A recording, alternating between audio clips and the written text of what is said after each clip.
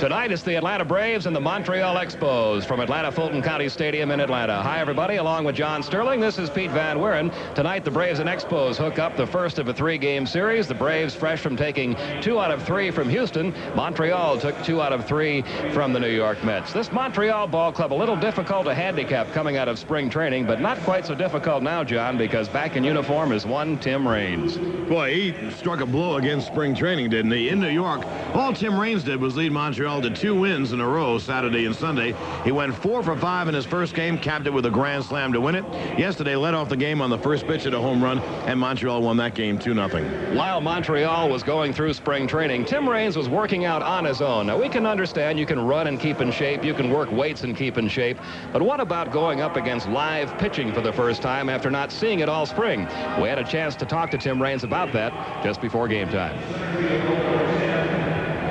Well, that's the only difference. I think that was something I was worried more about than anything else is, you know, facing Major League pitching. I haven't faced one since October last year, and I was sort of weary about how well I was going to do when I stepped right in there. Can we go back over the whole procedure? Did you think last year when you declared free agency that you would be back in a Montreal Expo uniform come May 1st? No, I didn't. I think when I went free agent, I didn't feel that I would be back here. I felt that there were some teams out there that could use me and that I would have been able to get on with another ball club and be playing before now, but things didn't work out that way, and I ended up being back in the uniform. Tim Raines back in a Montreal Expos uniform. He's in the starting lineup tonight, and we'll be back with all the action right after this.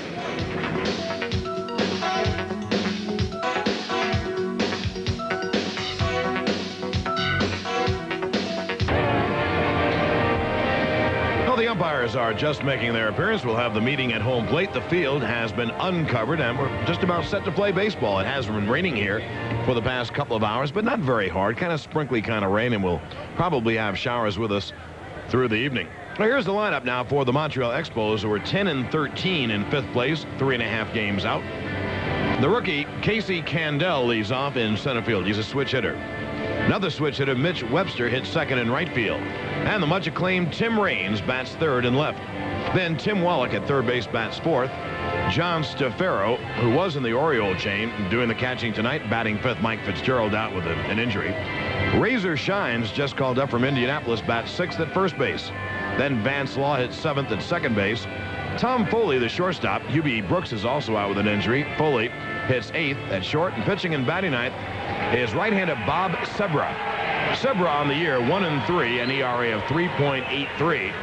Last year 5-5 with Montreal, and he was 8-2 down at Indianapolis. Sebra, a curveball pitcher who depends on control.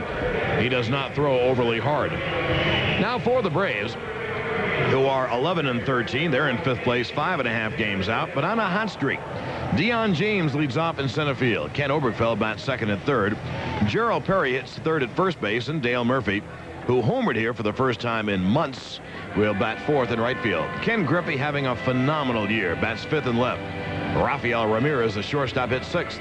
Ozzie Virgil behind the plate batting seventh. Glenn Hubbard hits eighth at second base. And pitching and batting ninth, the ex-Expo right-hander David Palmer. Palmer, very much of a hard luck pitcher. He's 0-4 this year, a good ERA, 3.32. Last year he was 2-0 against Montreal, and that's his lifetime record. The umpires surrounding Chuck Tanner at the present time. Randy Marsh will call the balls and strikes. Bob Engel at first, Paul Runge at second, and the Cowboy Joe West at third. As I mentioned, there is tremendous thunderstorm activity throughout the greater Atlanta area, in fact, throughout the state of Georgia, and we might have the game interrupted by showers tonight. It did not rain overly hard, but hard enough for the field to be covered, so neither team took batting or fielding. You look at the Braves defensively, Griffey, Deion James, and Dale Murphy in the outfield. Ken Oberkfell at third, Rafael Ramirez at short, and Glenn Hubbard at second, and Gerald Perry at first, and Ozzie Virgil will catch Palmer.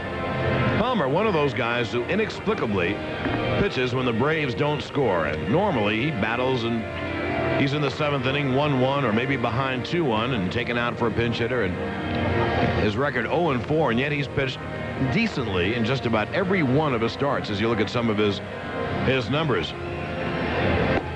I guess The example, on the other hand, would be Randy O'Neal. Every time he pitches, the Braves seem to score a whole bunch of runs. Braves had a pretty good weekend, beating Houston 2 out of 3, and just before that, they beat Cincinnati 2 out of 3, so they beat the Reds and the Astros, 2 of the top teams in the West, along with San Francisco, 4 of their last 6 games. And if you look at the Braves, everyone demeaning them for their bad start, but the Braves are only 2 games under, 11-13.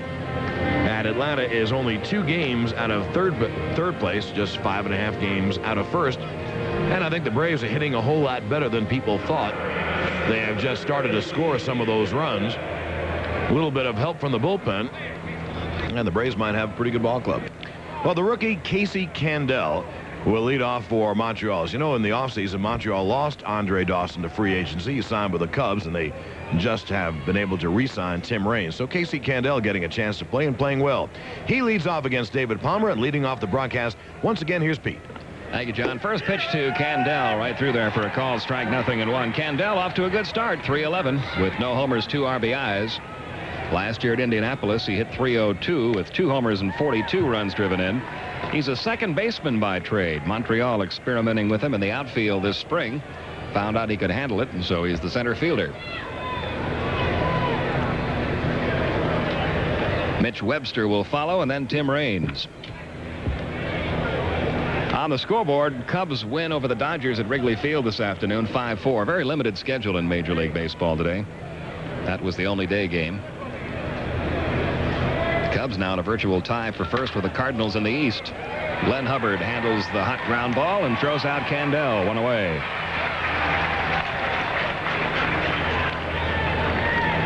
Now Mitch Webster batting .256 with a homer and 7 RBIs. He's been battling the flu bug the last few days and is hitless in his last 13 at-bats. Mitch Webster, so far this year, the only player in the major leagues to have stolen home. You don't even see that tried very much anymore. He takes a strike, 0-1. John, what you said about David Palmer certainly rings true. In his first 6 starts, the Braves have scored only 19 runs for him, and 8 of those came in 1 ball game. That was his last outing against Cincinnati, where the bullpen let him down. 0-2 on Webster. It always seems like it's true on every staff. One guy gets the runs and another guy doesn't get any runs. And usually, David Palmer kind of waiting for him. This is the second year in a row. Yeah, I was going to say, it usually doesn't happen 2 years in a row. It did last year to Palmer as well. Here's the 0-2 now to Mitch Webster. A ball and 2 strikes the count. First of a 3-game series tomorrow night and Wednesday night will come to you a couple of hours earlier, 5:35 Eastern time. And the count on Webster goes to 2-2.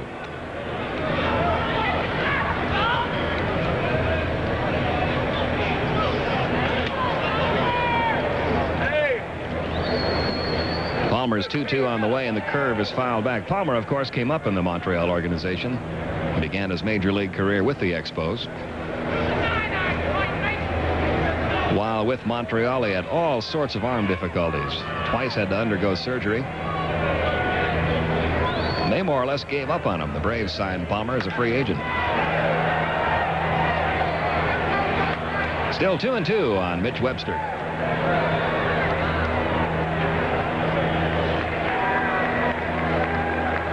Webster, one of 4 switch hitters on this Montreal team. Tim Raines, Wally Johnson, and Casey Candel, the other 3. Full count now, 3-2 on Webster.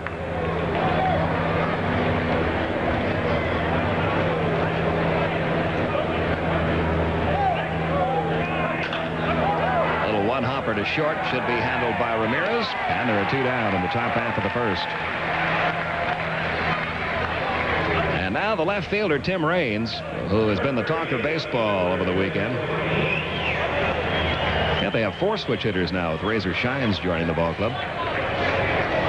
Raines, unbelievably, 5 out of 9 after his first 2 games with Montreal. You've got to realize that he was working out with a high school team. The only batting practice he took was off high school players and the high school coach. He's already hit 2 home runs, including a grand slam. Hit the first pitch he saw on Saturday for a triple. 0-1 the count. Yeah, his triple was on the first pitch, and that was off the top of the wall. That just missed being a home run. Then yesterday, before I went to the Omni for the basketball game, I saw him lead off against Bob Ojeda. Try to sneak a fastball by him. He hit it in the back of the bullpen. Amazing. Really amazing. He already has 5 RBIs in just 2 ball games. 1-1 the count. And you know the best thing about it for Raines and his teammates? They won both games. That's tough for Montreal to beat the Mets at Chase Kind of a new role for Raines this year, batting in the number 3 slot. He's done that before. He's been primarily used as a leadoff hitter. A few years ago, Montreal hit him in the number 3 position. He is really more of a natural leadoff type hitter because of his speed, but Montreal doesn't have a whole lot of pop in their batting order, so they've got him hitting 3rd ahead of Tim Wallach. Here's the 2-1. Outside 3-1. And you know, it isn't a bad idea because Raines is such a good hitter. If there are people on base, he'll drive him in with singles and doubles. And then if he gets on alone ahead of a Tim Wallach, he'll steal second because he steals bases anyway. Here's the 3-1 delivery, and he's on. As we'll soon find out. A 2-out walk to Tim Raines. And that'll bring up Tim Wallach, who has a good batting average, 301. But he hasn't hit yet for the power Montreal's hoping for. He has just 1 home run. He does have 11 RBIs. Raines at first. He stole a base in his only try over the weekend against the Mets.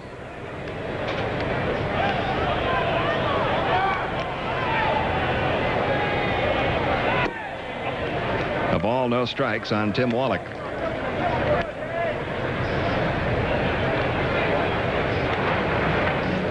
Wallach, a bit of an off season last year, dropping off to 233 with 18 homers, 71 RBIs. That was one of his least productive seasons since coming to the majors. Raines is going. He got a good jump and a slow curve, and that combination, along with his speed, allows him to get in easily. 2nd stolen base of the year for Raines. And what Pete said, absolutely true. Here's the curveball, and that's all Raines needed was a slow curve. And he just steals the base easily. An amazing player. So Raines down at 2nd now with 2 gone. A 1-1 count on Tim Wallach. Breaking ball caught the inside corner. 1-2. John Stefero, the catcher, on deck.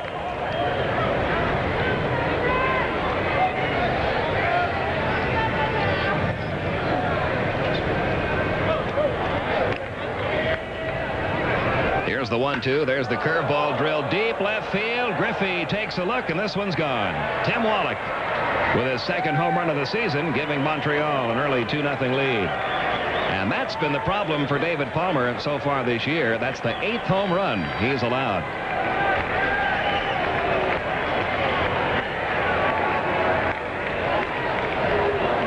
Oh, without question, that has been David Palmer's bugaboo, the home run ball. And the home run ball obviously will kill you. And for Tim Wallach, he loves this ballpark. He doesn't get to hit in a very good ballpark in Montreal. Here's a curveball, and he goes down and gets it. Not a bad pitch, but it didn't have a lot of snap to it, and Wallach was able to go down and get it and drill it out. Tim Wallach, if he could have his way, he would play 81 games in this ballpark.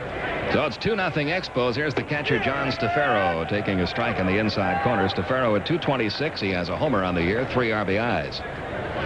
Mike Fitzgerald, the regular Expos catcher, has been battling injuries really for almost a year. Didn't play much this spring. Stefero, formerly in the Orioles organization. Nice backhanded grab by Perry. Leads Palmer to the bag, and the inning's over. But the home run bat of Tim Wallach has given Montreal the early lead after a half inning. Expos 2, Atlanta coming up.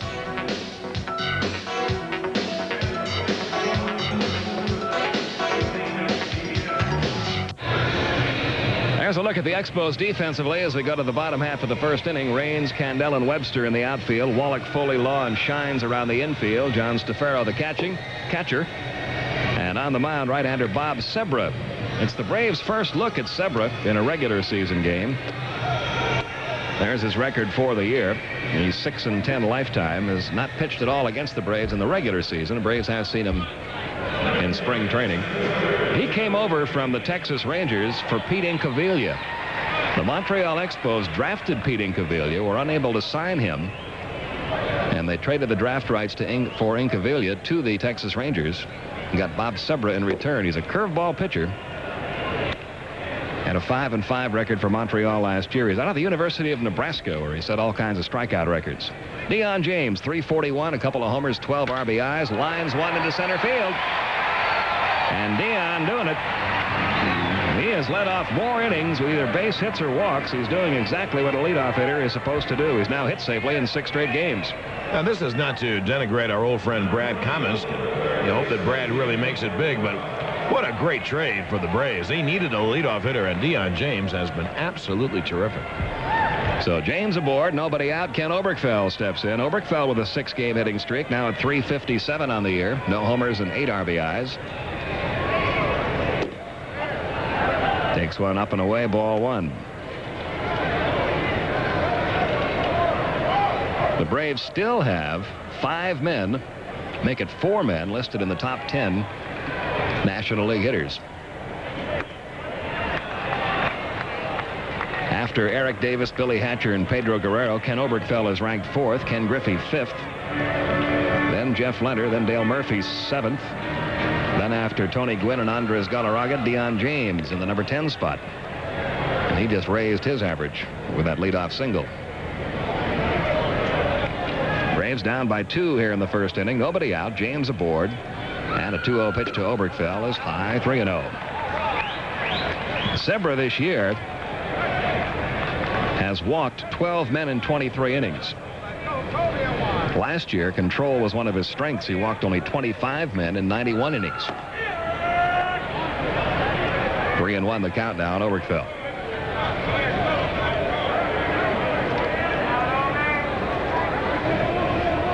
James at first, nobody out. Bottom of the first. Again, Dion chased back.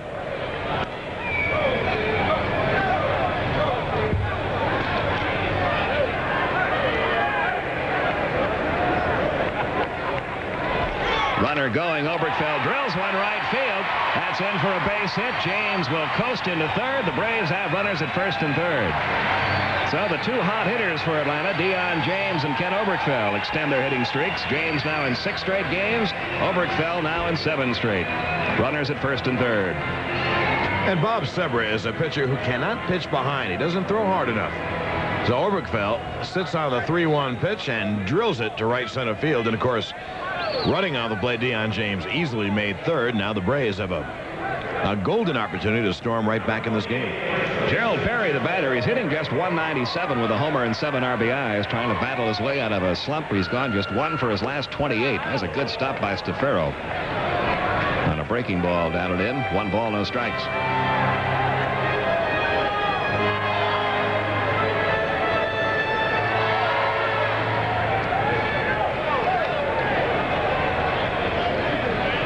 The 1-0 ground ball right side, gets by, shines into right field.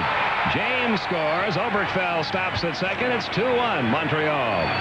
Gerald Perry with his 8th RBI of the year on a ball that at first looked like it might be a double play grounder. Well, Pete, there isn't any question that Shine should have had this. It's a ground ball. It's a curveball high. And Perry grounds it right under the glove. Shines really should have had that, but it's a base hit. And an RBI for Gerald, his 8th of the year. It's 2-1. Still no one out. And here's Murphy. Murphy 344 for the year with 4 homers, 11 RBIs. He's hit safely in 7 straight games.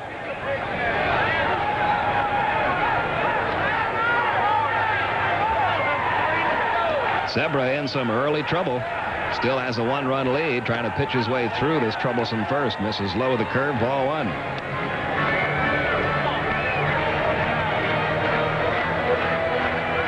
This game starting out like one of those 12-11 kind of ball games. But we'll see if the pitchers settle down. Breaking ball for a strike, 1-1. Like most home run hitters, Dale Murphy is a streak home run hitter. He finally hit one here in Atlanta. I don't think he had hit one since August sometime. I wonder, Pete, if he's going to be off on a streak now of home runs. It would be very welcome. Here's the 1-1.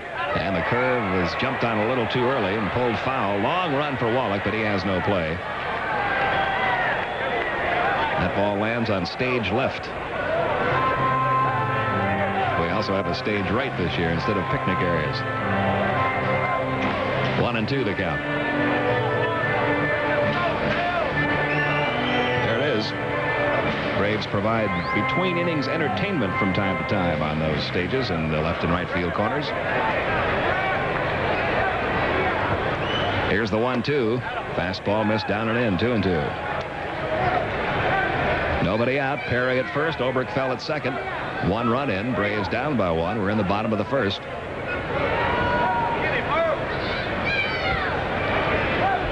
And the 2-2 on the way. Drilled foul again down toward the Expo bullpen. Sebra's been hanging that curveball throughout this first inning. Braves hitters have been getting some really good cuts.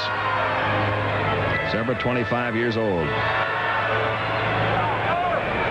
Born in Ridgewood, New Jersey. Now lives in Pierreville, Illinois. Here's the 2-2. Full count, 3-2. I don't know if Chuck Tanner will send the runners here or not.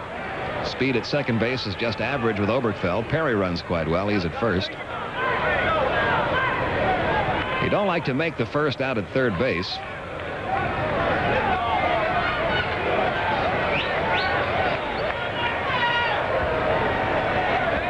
We'll see if they stay or go on this payoff pitch to Murphy.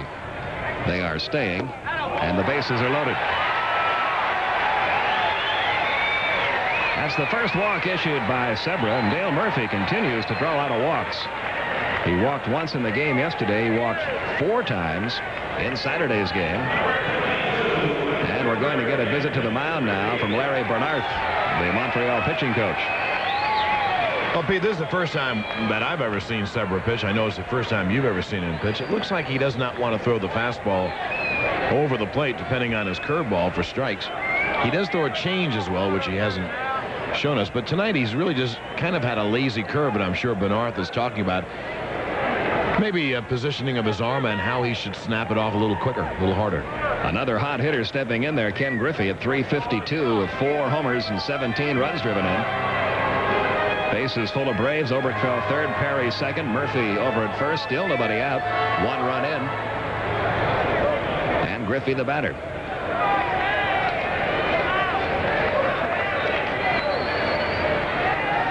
There's the fastball for the strike.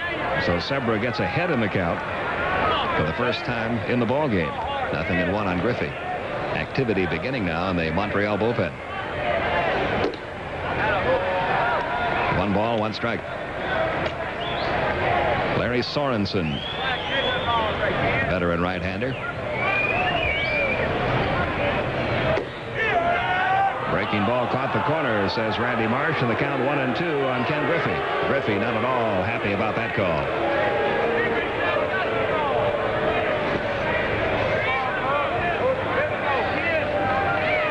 Looked like a good pitch. Now the 1-2 is a curve that missed low and inside. 2-2. It did not take Bob Sebra very long to reach the major leagues. He only spent 3 seasons in the minors, 3.5 seasons. 3-2 now on Griffey. And there's no room for him. One more bad one. We've got a tie game.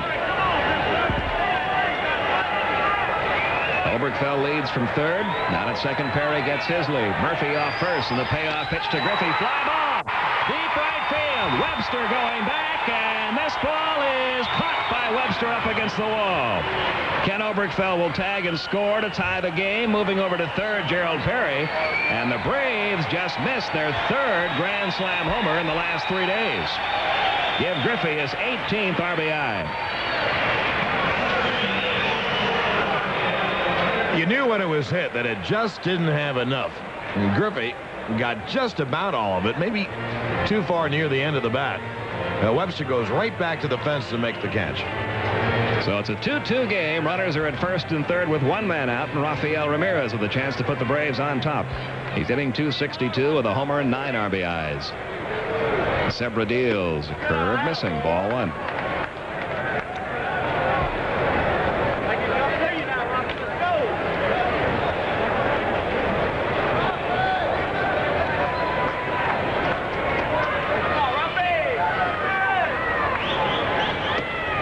Fastball by him. 1 ball, 1 strike.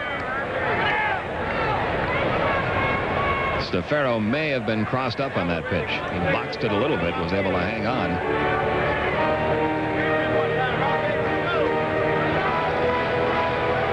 Well, Montreal got it going on Tim Wallach's 2-run homer in the top of the inning. The Braves have bounced right back. 2 runs in, runners first and third, just 1 man out here in the bottom half of the first. Here's the 1-1 to Ramirez. Check swing on the curve, fouled back, 1-2.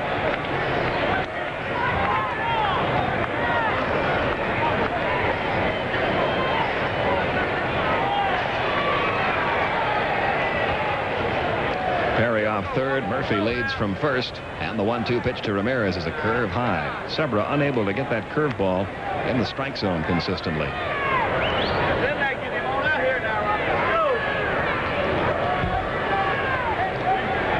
Ready now for a 2-2 pitch. Murphy is going. The 2-2 is drilled foul down toward the Expo bullpen. Once again, Sebra got away with a pitch.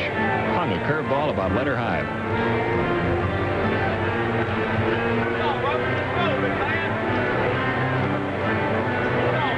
Count remains 2-2 on Rafael Ramirez.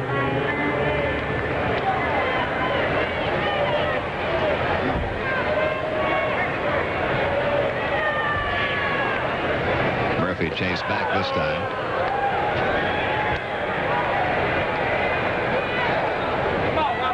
Murphy running on the last 2-2 pitch, has 2 stolen bases and 5 tries this year.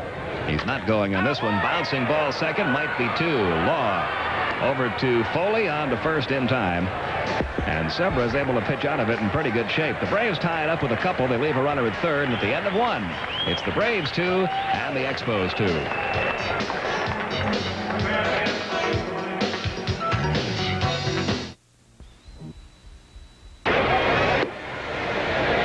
After baseball tomorrow, we go to the NBA playoffs, a game that Atlanta Hawks better win. Detroit leads in the series 1-0. And then right after that, the first game of the Laker Golden State series. Golden State had to win 3 in a row to win their first round over Utah, and did just that. That's tomorrow night. In effect, a baseball-basketball tripleheader right here on TBS. Now, Wednesday, Boston and Milwaukee finally get their series underway after Milwaukee won in 5 games against Philadelphia, and that will begin Wednesday night. And we'll have that one right after the Braves-Montreal 5:40 start on Wednesday. So a tripleheader tomorrow night and a doubleheader on Wednesday. Here's Razor Shines leading off the second. He's just back up in a big league uniform. He was hitting .271 at Indianapolis with 2 homers and 10 RBIs. Andres Galarraga pulled a hamstring, so Shines was called up today. Kind of a Cinderella story. This guy was released by the Expos organization last year, living in Indianapolis, was signed to a minor league contract by the AAA Indianapolis Farm Club, and played well enough to earn an invite to spring training again this year. He was out of baseball a year ago at this time. 2-1 the count.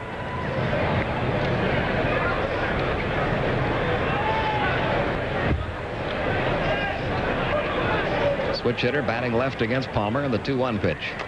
Fouled off, 2-2.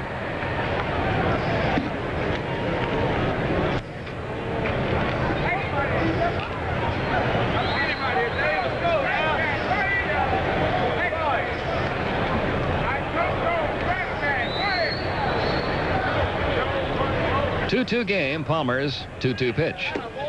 Just missed. 3-2. Vance Law will follow, then Tom Foley.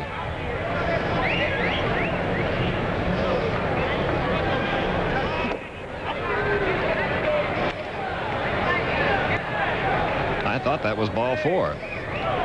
Guess not. Now it's 3-2. Fouled away.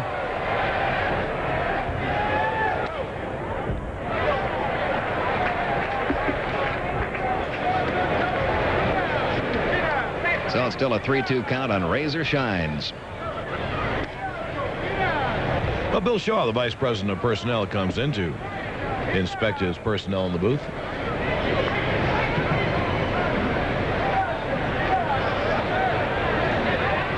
TBS has a big employee outing in the ballpark tonight. Drilled into right center field. It's going to fall for a base hit. Deion James will get it back to the infield, and Shines aboard with hit number 2 off of David Palmer. They're about 800 here from TBS. They had a big picnic at CNN Center. Now enjoying the game, and then afterwards Who knows? Bill Shaw's buying somewhere. I know that. There's the TBS group. Vance Law will step in. Bill Shaw heard the word buying, and he left the booth right away. Law 277. He has 4 home runs already this year and 12 RBIs. Fouled back. Vance Law hit only 5 home runs all of last year. Back in '84 with the White Sox, he hit 17 homers.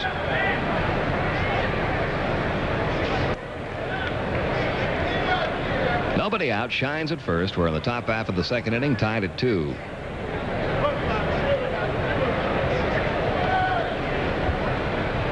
And the 0-1. Missing. 1 ball, 1 strike. Tomorrow night, it's Jay Tibbs against Rick Mailer. Wednesday night, Bryn Smith goes against Randy O'Neill. Braves have an off day Thursday, then the Mets come in over the weekend.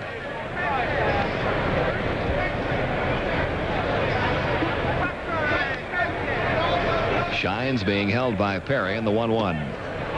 Is low, 2-1. Palmer very much like Sebra. He has to be able to throw that curveball for strikes. Every now and then, Palmer will really battle his control.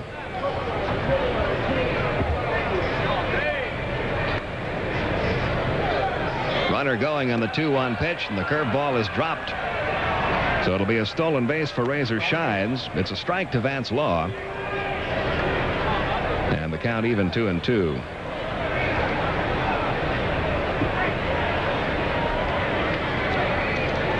You see the curveball down low, and Ozzie would have had a tough time throwing out Shines anyway.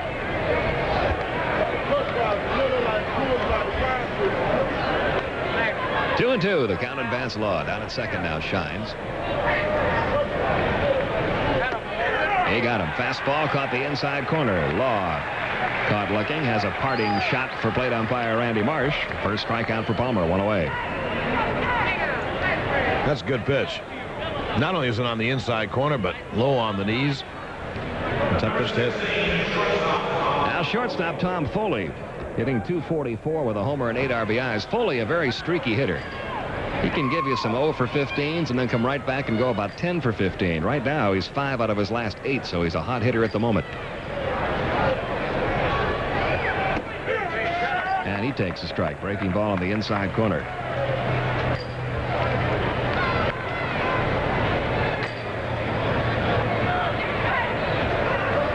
One man out here in the top half of inning 2.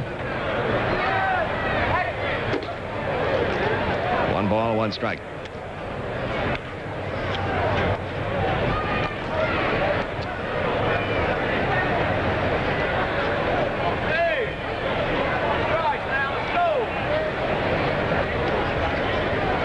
The 1-1. There's the curve, and he got it in a good location. Down and away to count 1-2 on Foley. In spring training this year, Foley got off to a miserable start for the Expos. He only was about 1 for 22 or something like that. And then all of a sudden, he had 3 games where he picked up about 9 base hits. But that's the way he's hit his entire career. Very streaky.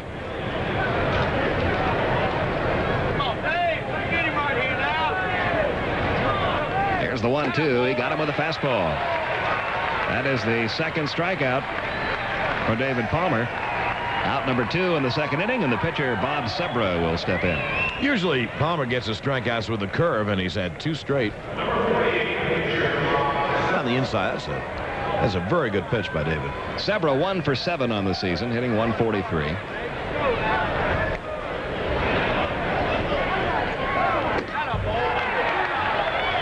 Nothing and 1 the count.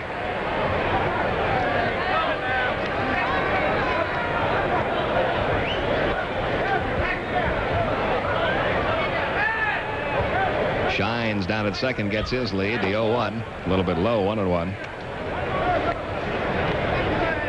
Sebra did not look like much of a hitter on that first swing.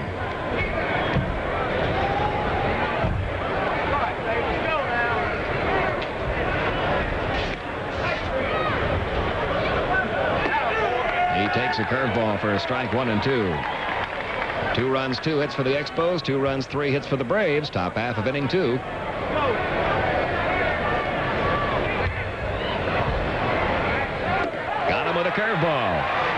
After giving up the leadoff single to Razor Shines, David Palmer strikes out the side. Nothing doing for the Expos. They leave the runner at second. They go to the bottom half of the second, still tied at 2.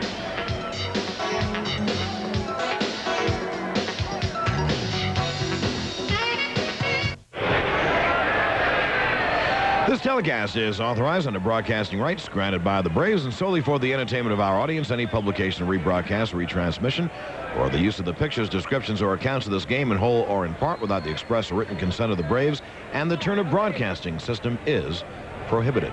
Ozzie Virgil steps in, takes a breaking ball upstairs, hitting .246, 4 homers, 7 RBIs. He's been hitting the ball well of late after getting out of the gate a little slowly.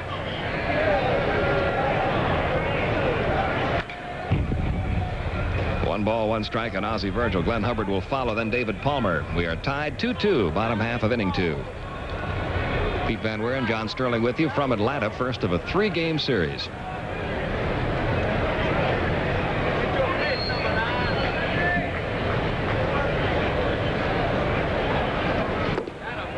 Two and 1 the count now on Virgil as once again Sebra falls behind.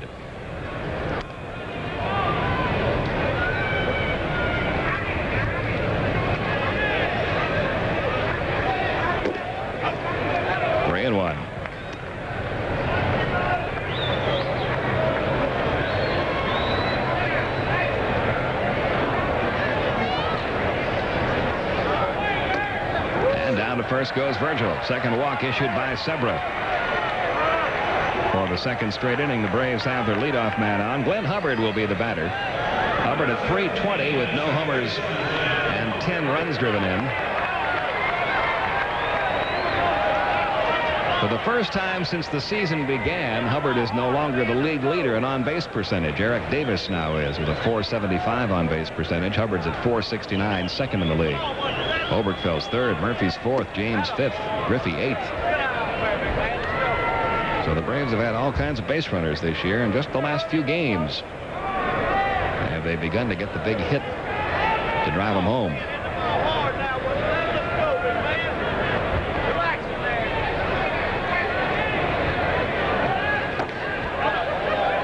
2-0. Sebra still having trouble throwing strikes.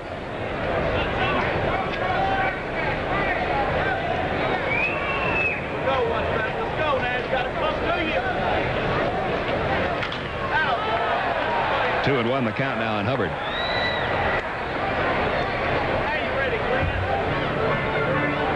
Biggest danger for a pitcher, of course, when he does not have good control is that he's going to start aiming the ball, throwing it a little differently, or coming in with pitches a little too fat. Out of play again to the right. 2-2 the count. Well, he's thrown Hubbard 2 fastballs after getting behind 2-0. Curveball is the pitch that Sebra wants to get a hitter out with most times. We'll see if that's what he gives Hubbard here with the count even. And Hubbard chased a bad one. First strikeout for Bob Sebra, 1 away.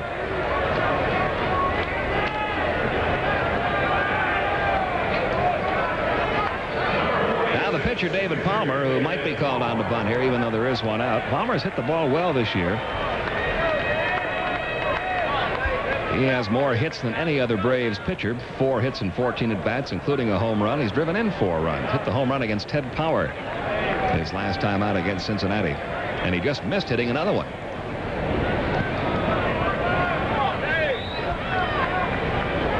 He is bunting this time and taking a strike. We're tied at 2, bottom half of the second. Looking in tonight from Largo, Florida, Art Capona. And all of his friends who are baseball scouts, such as Dick Gernert and Al Lamacchia, who are here tonight, want to be remembered to him. 1 ball, 1 strike. Most of those signs don't mean a thing. One of them may mean bunt. We'll see. Again, Palmer's squaring. And he gets the bunt down. Good bunt. Who's going to take it? Catcher Stefano will. He throws to the second baseman, Vance Law. And the 2-4 sacrifice moves Virgil down to second. Look how David Palmer deadens the ball with his bunt. On contact, kind of brings the bat back a little bit, too. deaden it, rolls it on the grass. That's a terrific sacrifice. So 2 outs now with Virgil down at second base and Deion James, who singled to lead off the first inning. James now has 7 hits in his last 11 at bats, including a grand slam home run. He takes a called strike. You know what I liked about Deion James? The day after he hit the grand slam, Skip Carey did a radio interview with him, talking about it. Was that his greatest thrill in baseball? And James said, not at all. He said, my greatest thrill was winning a championship in the Winter League a couple of years ago. Shows he puts the team ahead of his personal performance. That's a great attitude to have. Ground ball to the right side, gets through, base hit. Virgil green-lighted around third. It's going to be a play at the plate. Webster's throw is there. Stafaro hangs on. Inning over. Braves took a chance on the base hit by Deion James, sending Ozzie Virgil, who has catcher's speed, and Mitch Webster was able to gun him down to end the inning. So the Braves come up empty. They leave a runner, and after 2, still tied. Braves 2, Expos 2.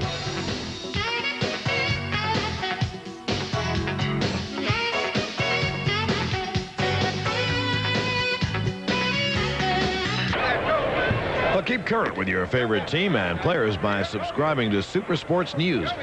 It's the official magazine of the Atlanta Braves, and each issue is filled with inside facts about the Braves, complete minor league coverage, and player features. New subscribers will also receive a 1987 full-color Braves calendar free with their order. So to sign up, send $11.95 for the next 12 issues to Super Sports News, Post Office Box 89162, Atlanta, Georgia 30312. We go to the top of the third, still tied at 2. Casey Candell, who grounded out to second in the first inning, steps in.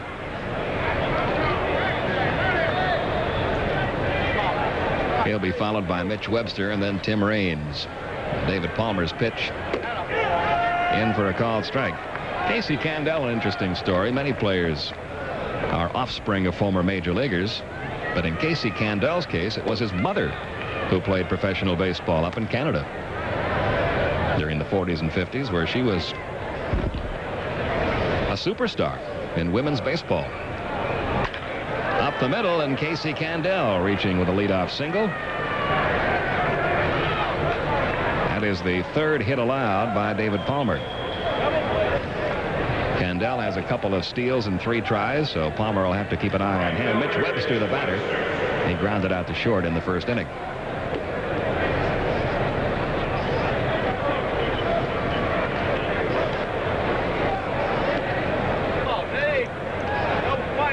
Webster, one of those guys that bounced around the minor leagues for many years in the Toronto Blue Jays organization, getting a cup of coffee in the major leagues here and there, but not until last year with the Expos did he really get a chance to show what he could do as a regular. And he had a good year. 290, 8 homers, 49 RBIs, 36 stolen bases.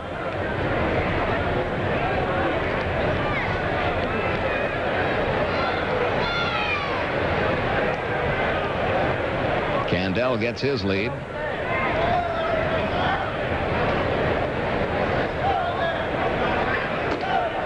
Two and 0 the count.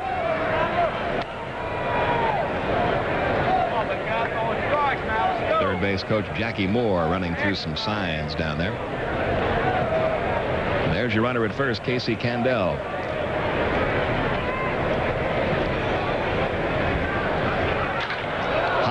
Deep to right center field. Murphy drifting back. He's going to get there on the edge of the warning track.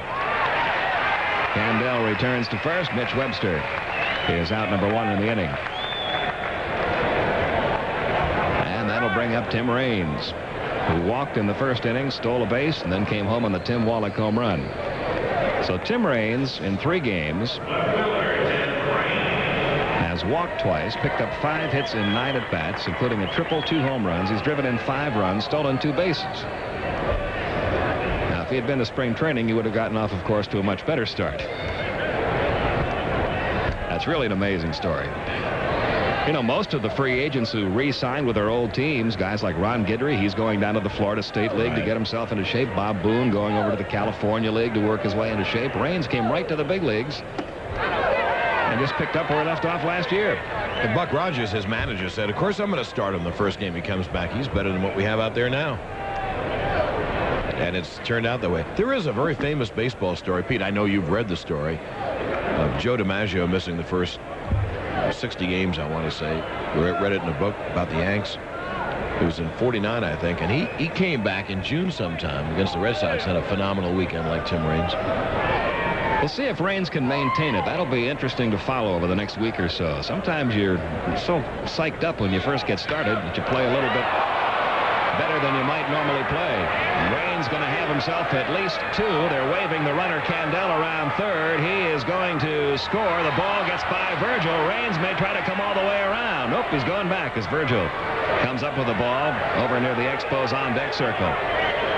Gerald Perry would tell you he should have had that one. The ball was hit sharply, but Perry got a glove on it, couldn't hang on. And it gives Montreal a 3-2 lead. And Candell was off of the pitch. If he holds on, it's a double play. You see Raines hitting the line drive. There's Candell going off, and that would have been a cinch double play. Instead, it's a run in, and Raines at third with 1 man out. We're going to wait for the official score to rule on that. That's going to be a tough call for the score. Perry had a glove on it. So far, nothing yet. Tim Wallach, the batter. They're going to give Raines a double, an RBI, and an error on a throwing error by Gerald Perry. There's the fly ball to center. Deion James will get it back to the infield, but Tim Raines scores on the sac fly. Wallach has driven in 3 runs, and it's 4-2. So again on Tim Raines, give him a double and an RBI. And then the error on Perry will be a throwing error on the throw home. That allowed Raines to get to third, and he scores on the Wallach sac fly.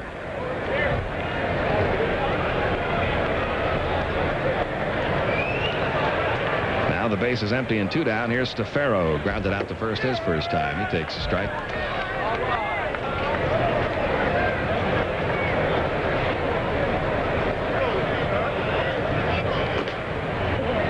So Raines is now 6 for 10 in his first 3 games, and he's driven in 6 runs.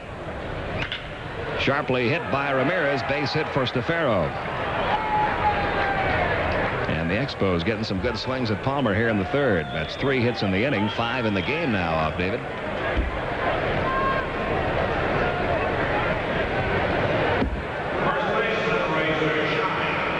Razor Shines, the batter. He singled his first time up.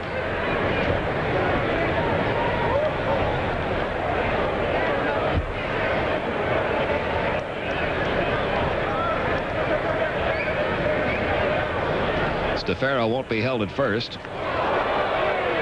And down to first goes Shines, hit by the curveball in the dirt. It bounced up and got him. The curve bears right in on Shines, and he just couldn't get out of the way. Now the Expos have 2 on and 2 out. Vance Law, the batter. Time call. Bruce Dalcanton will head out to the mound, try to settle down David Palmer. And we're going to get some bullpen activity. Charlie Palaio getting up in the Atlanta bullpen as Palmer tries to battle his way out of further third-inning trouble. A single by Candell, then after a long fly ball by Webster, Tim Raines got that double off the glove of Perry. Raines took third on the throwing error, came home on a sac fly by Wallach. And a sharp single to left by Stefero. Now Shines hit by a pitch, so it's not been a good inning for David Palmer. Law struck out. Been a funny game for Palmer. Away from Perry. Raines never stopped. Goes to third on the throw. 2 base hit. RBI. Third on the throw. Against the top 2/3 of the batting order, he's had all kinds of problems. He struck out hitters 7, 8, and 9 last time around. We've had a scoring change now. They're taking the error away from Gerald Perry. And just saying that Raines went to third on the throw. Since he did never stop when he was down at second base, just kept right on going.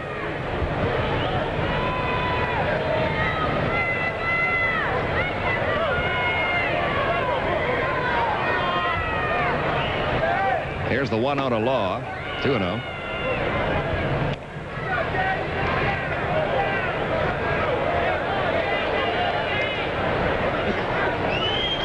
4 runs, 5 hits for the Expos, 2 runs, 4 hits for Atlanta. We're in the top of the 3rd.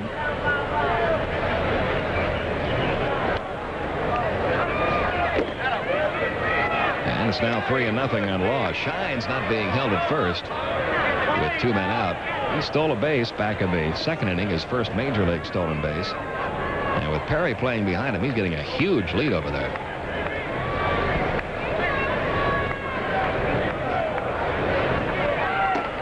On 4 straight, Law down to first. That loads the bases. 2 walks issued now by Palmer. He's hit 1 batter. And he needs to get Tom Foley to stay in the ball game. Foley struck out his first time.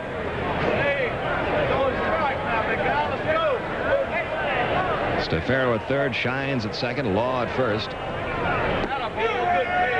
There's a called strike in the inside corner, 0-1.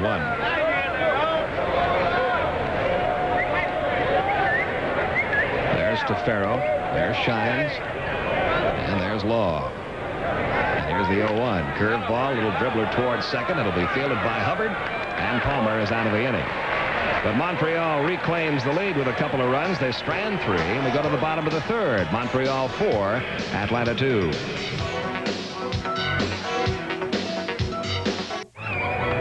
This portion of Braves baseball is brought to you by Budweiser, the genuine article.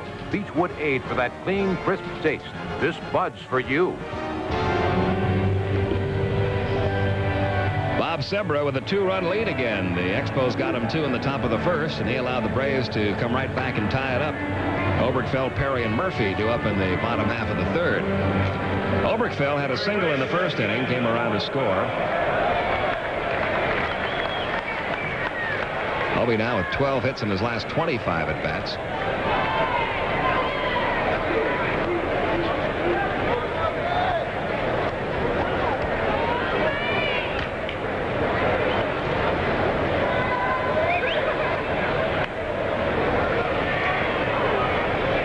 And Sebra's first pitch starts him off with a fastball, gets ahead in the count 0-1.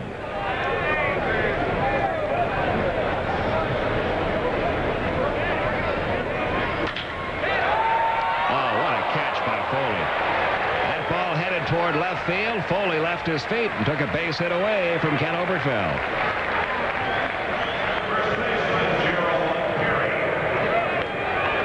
Now here's an outstanding play by Foley, and he times it really beautifully. He had a dash in the hole and then stretch. Well, that's a terrific play. Now Gerald Perry, who drove in a run with a base hit. Look at that pitch.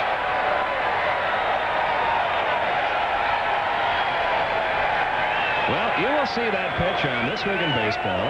You will see it on all the little blooper films that circulate around baseball. He tried to break off a curveball, and it slipped right out of his hands. The count even now, 1 ball, 1 strike. You know, Pete, I was in Boston some years ago watching Texas play, and our old friend Len Barker, right now the pitcher. Len Barker hit the screen. I mean, he hit the top, not I mean the left field, but I mean he warmed up and threw one and hit the screen and back of the plate. There's the 2-1 delivery, 3-1.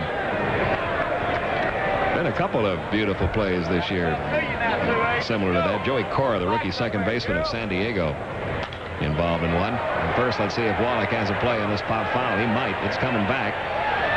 Oh, he battled it. That ball came back a little bit, and he almost ran too far. But he stayed with it, and they're 2 down. And at the end of this play, watch the smile on Tim Wallach's face. He's a good guy, doesn't take himself seriously. Watch as he overran the ball. That's a great shot. Now Dale Murphy. Joey Cora, the San Diego second baseman, charged the ball, picked it up barehanded, underhand toss to first base, landed in the second row of box seats. Murphy walked in the first inning.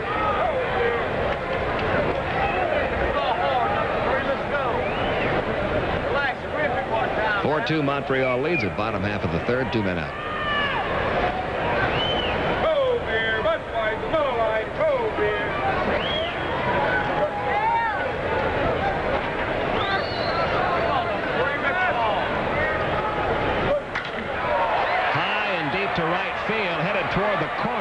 Webster's over there, though, and he's going to get to it. And that ends the inning.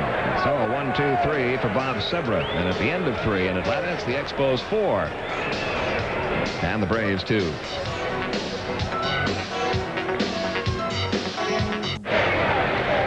We have played 3 innings. The Expos with a 4-2 lead. It'll be the pitcher Bob Sebra leading off here in the 4th against David Palmer. Top half of the 4th. To tell you about it, here's John Sterling.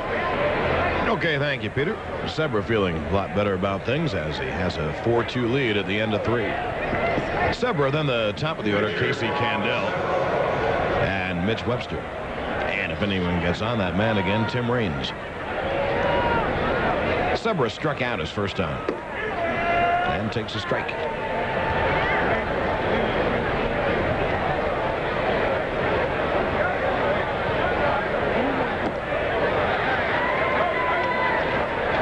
Sebra misses the curveball by a few feet.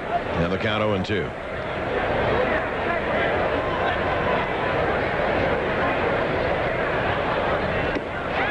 Another curveball and another swinging strike. That's the 4th strikeout for Palmer. 1 away. And here's Casey Candell. Candell really is an infielder. He played second base with Indianapolis last year. Had a great year in the minor leagues at 302. And has played some infield this year as well. And another example of a player who was not drafted. He was not drafted by any major league team. Signed as a free agent. Made it to the major leagues. And he's done just about everything that a young ball player should do to advance his career. He was a star in the College World Series. He played some baseball in Anchorage in the Summer League. He pops this one up to center field, and Deion James will be there. 2-way. Candell was 1 for 2 before that fly ball to center field. 2-way. Here's Mitch Webster.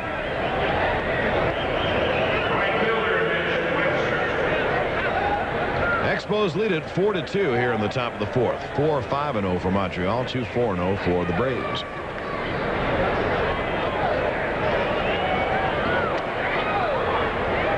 Webster takes the breaking ball, low and in, ball 1.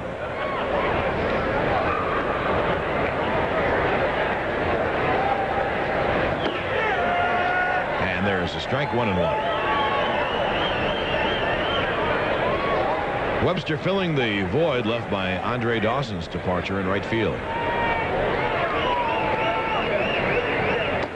Fastball misses, and Pete, thus far you'd have to say it's worked out for Dawson. He really wanted to go to Chicago, day baseball and a grass field, and he's having a tremendous start. Off to a great start for that club. The Cubs playing well. They're 14-10 now. They won today. They beat the Dodgers. Webster misses another curveball. The count 2-2. One difference in the Cubs team this year, they're stealing bases. Something they've never done.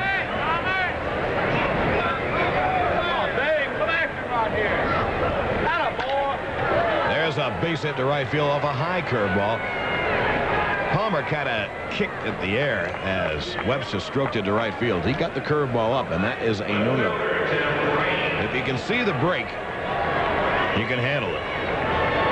Now Webster is on with 2 outs. Here's Tim Raines. A welcome hit for Mitch Webster. He'd been 0 for 15 before that base hit. Raines has walked and scored a run. In fact, he walked, stole a base, and scored a run. And then he doubled in a run and scored on a sac fly. So he's up to his old tricks. 6 for 10. 2 home runs. 6 RBIs. 2 stolen bases. He hasn't played in 3 games yet. 1-0, the slow curveball down and in. Raines looking at Jackie Moore as third base coach, really to see if Webster is going. Webster steals bases now. He's stolen 6 out of 7 this year. He's not going, and the curveball again down and in. 2-0. Tell you what, the way Raines has started, that batting practice pitcher down at Tim's High School in Florida ought to get himself an agent. That's true.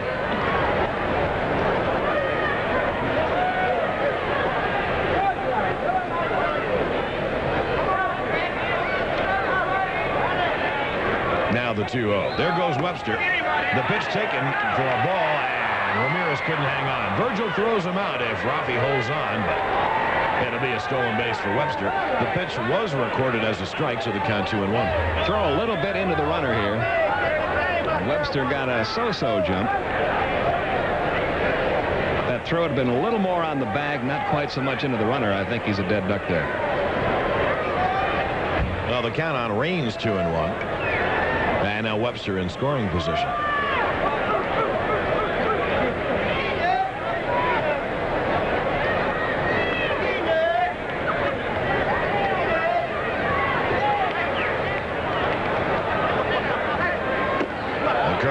Swung out and missed, and the count 2-2. How many of the free agents have re-signed? I guess Gedman signed with Boston, Guidry with the Yanks, Boone with the Angels, and Raines with Montreal. Anyone else? I think those are the only 4. Alexander, of course, still having on and off conversations with the Braves. Doesn't look like they're very close, though. Come on here, Dave. Let's go. The 2-2. Curveball. Down too low, so the count goes full 3-2 with Tim Wallach on deck. Note came over the wire today that Bob Horner has been placed on the active list of the Yakult Swallows. Good pitch. Good So he's in uniform tonight. Do they have that 5-mile run before every game? I hope not.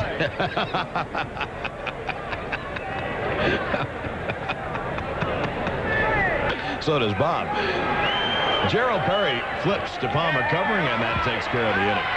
No runs on a hit. No errors and 1 left at the end of 3.5.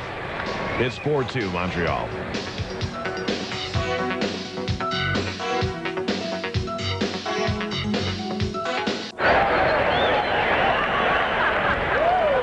A little darling at the ballpark. Obviously rooting for the Braves.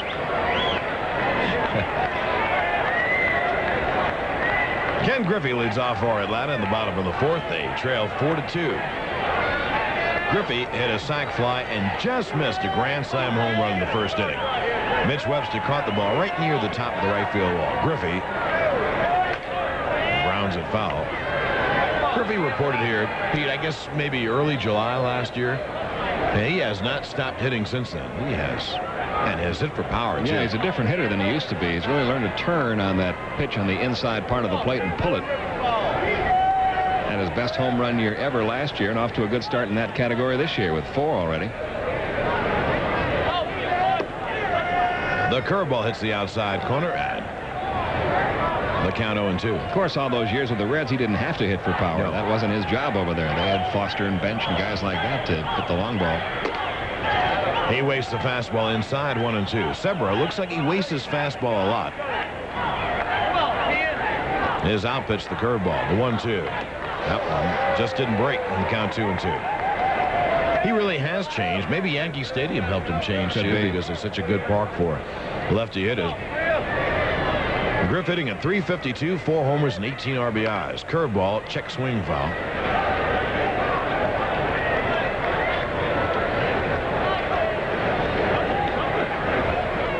It'll be Griffey, Ramirez, and Nazi Virgil here in the bottom of the 4th. That was a fastball. Pop foul down the line. I don't think Wallach can get to it. He cannot. And Griffey, a different type of hitter in this situation. Leading off an inning with a couple of strikes on him. He's just trying to hit the ball in the hole somewhere, get on base. He tried to go to left field that time.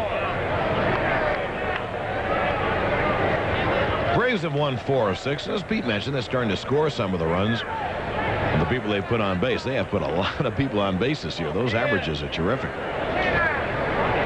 Now the 2-2.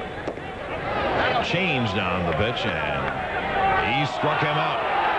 They asked third base umpire Joe West, and he ruled that Griffey went around. He was fooled on the pitch. Well, we'll take a second look here, see if the bat crosses the plate. Yeah, I think it did. Right call by Joe West. Second strikeout for Sebra. Sebra took something off that curveball. It was a good pitch. Down low with the hook, and ball 1. Ramirez bounced in double play. The Braves had first and third with 1 out in the first, and they had scored 2 runs on the double play ball. Since then, Sebra has been okay. 2-0 on Ramirez.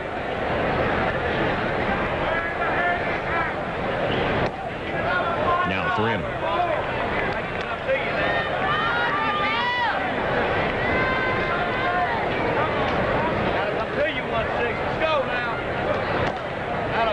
Ramirez picks up walk number 3 off Subway.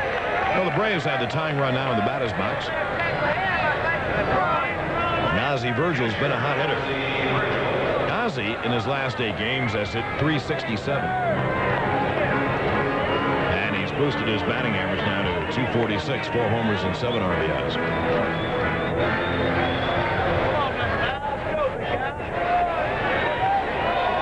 Team batting average very often is a misleading statistic. The big stat is runs scored. How many runs do you score? With the Braves, 3rd in the league in batting average. Sebra's curveball is high.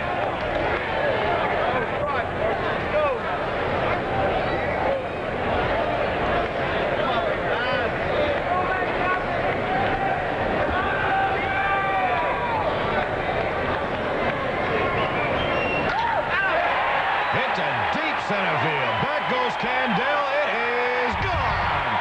Ozzie Virgil ties it up.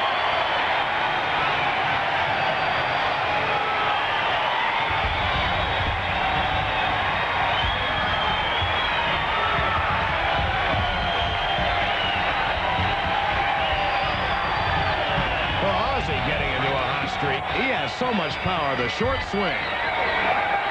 That was a fastball right down the heart of the plate. And Virgil is beginning to do what the Braves hoped he would do a year ago. He hit 15 home runs all of last year. That's already his 5th home run this year. And after a very slow start, Virgil's bat beginning to warm up. It's a 4-4 game. Now here's Glenn Hubbard with the game tied at 4. One thing about Virgil, Peter, I'm sure the Braves have been after him on this. Hubbard takes a fastball just outside ball 1. He does not need to overswing, something he does. He has such power.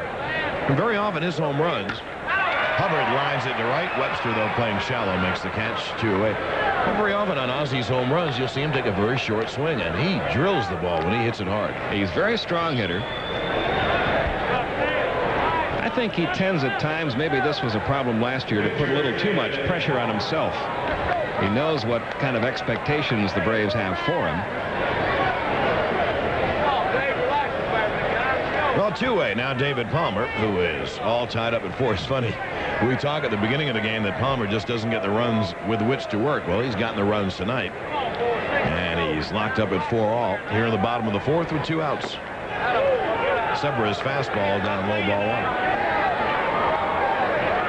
There is Oz.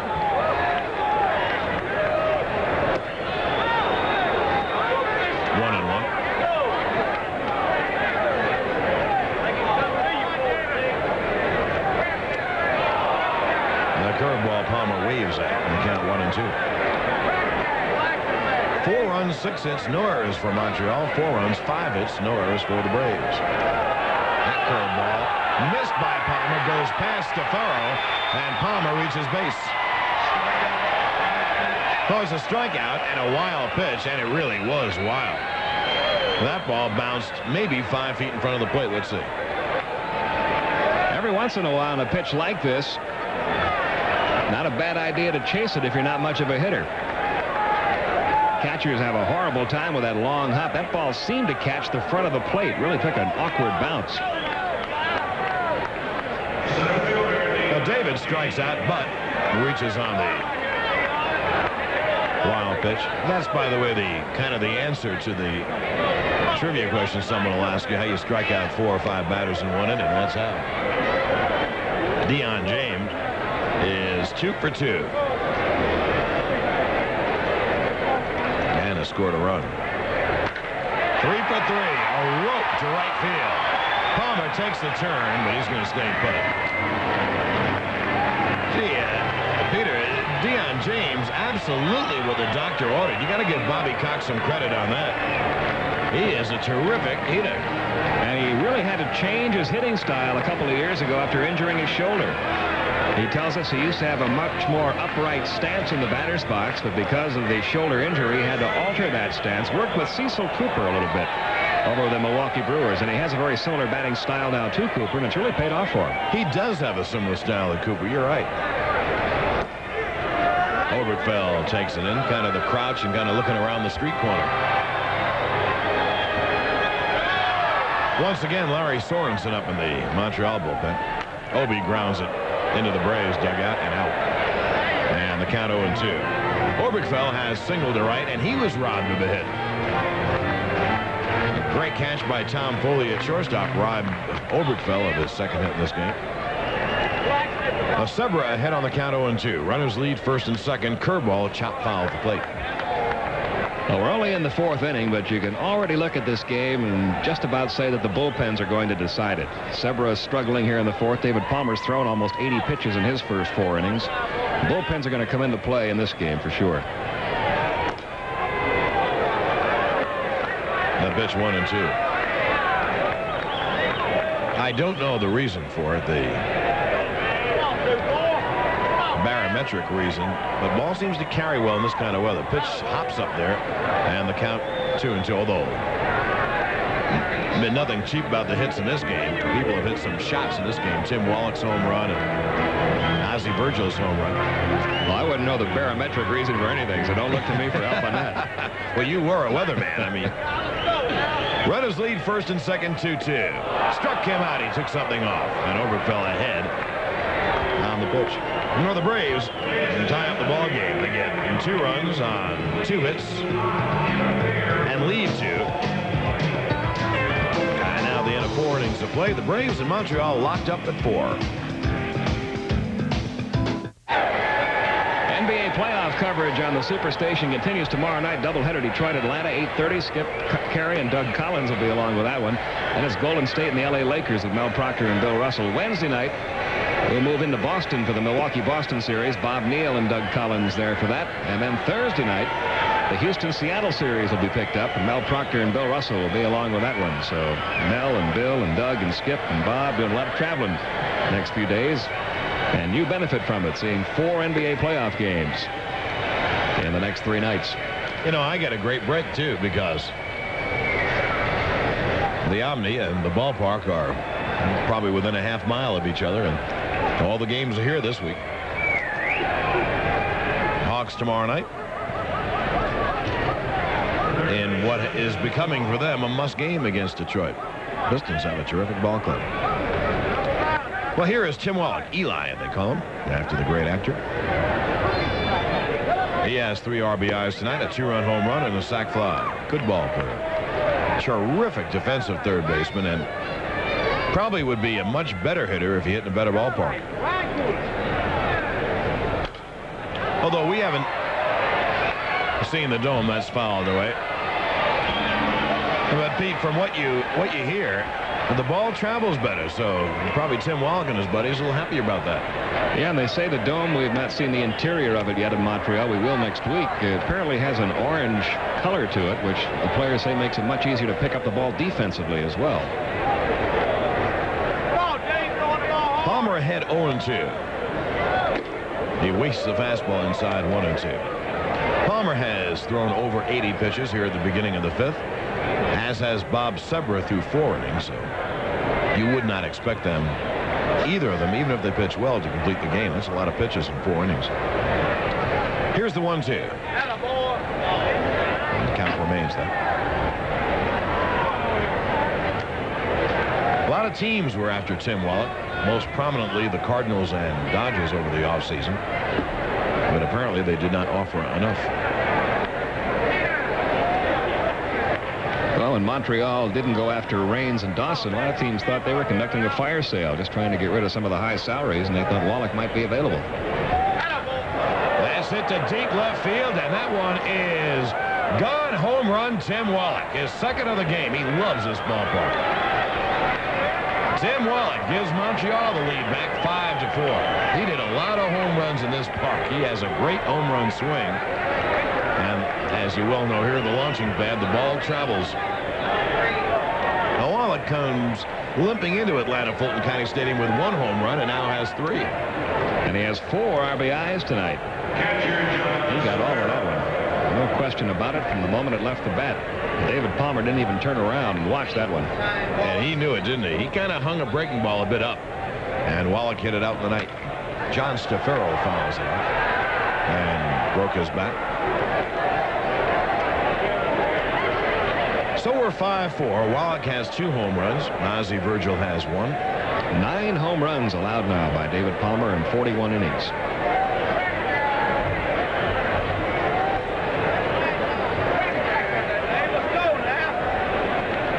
I'm not a good enough mathematician to. Hal Galima will probably do this for us, but that's an astronomical rate. Last year, he gave up only 17 homers in 209 innings.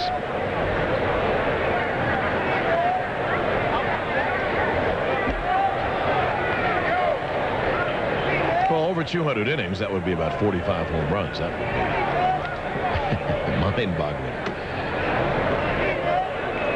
1-1.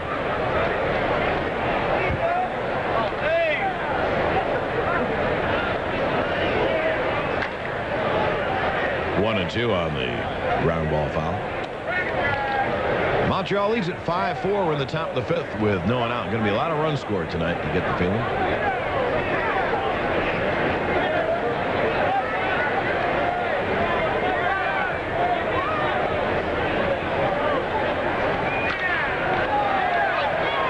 Deion James on the run. Hubbard goes out to make the catch. 1 away.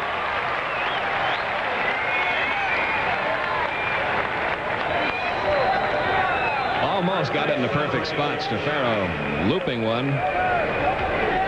Had a little trouble getting out of the batter's box. But Hubbard's able to run that ball down. Look, when it left the bat like it might bloop into right center field, but Hubbard was able to stay with it.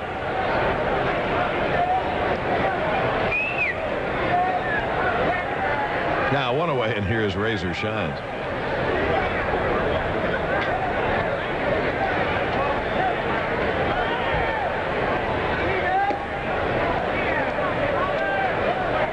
Pitches ball 1. Well, I get a note now that, yes, 200 innings would be 45 home runs. I didn't flunk math for nothing. 2-0 on Shines.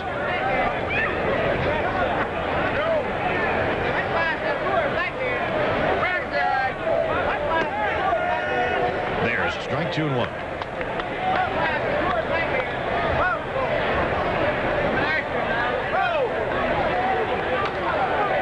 2-2.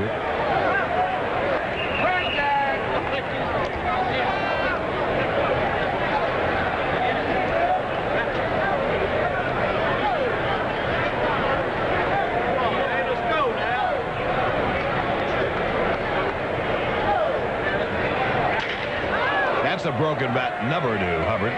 2-way.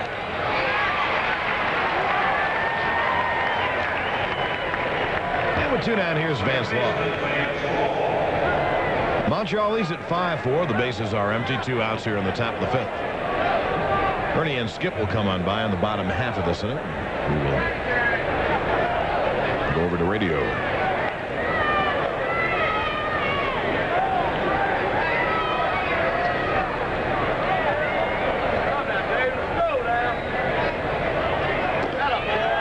There's a strike right on the outside corner of the knees.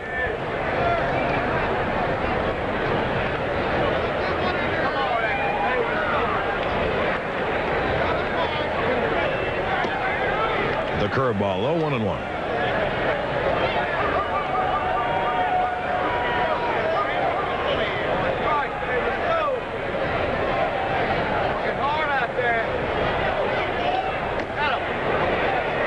That got away. Count 2-1 on Law.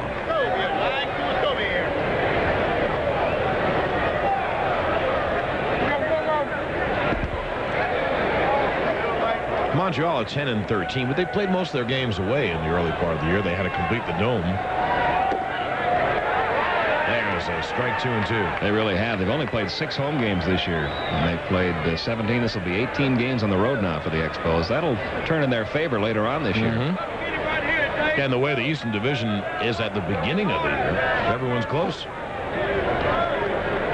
Montreal only 3.5 games out of first place. Now the 2-2 curveball struck him out.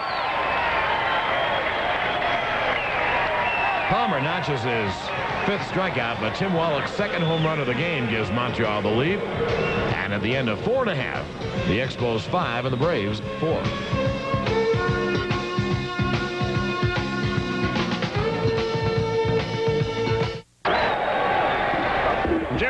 leads off the bottom half of the 5th inning. Braves trail 5-4. Bob Sebra deals the strike. It's 0-1.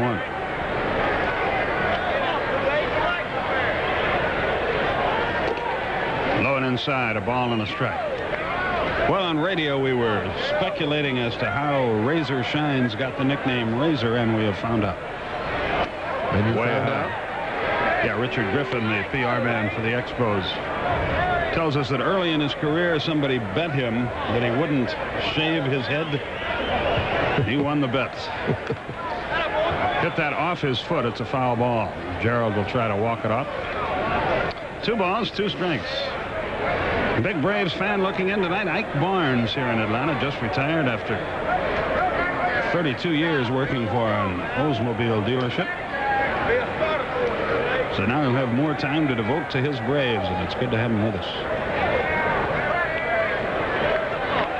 2-2 the count. Hot shot headed for right field, and Perry is aboard with the tying run.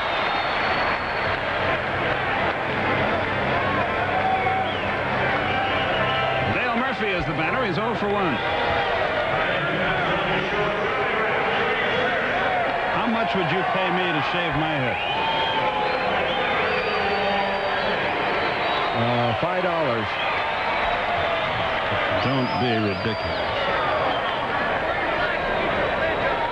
Well, if you got 5 from everybody, you know, you take a pool. Runner going. He had a good jump. He gets in there. He had it stolen even if the throw is held. Perry, who runs as well as anybody on the Braves team, picks up a stolen base. Good down and up slide, too. Had that ball popped away a little further, he'd have been at third.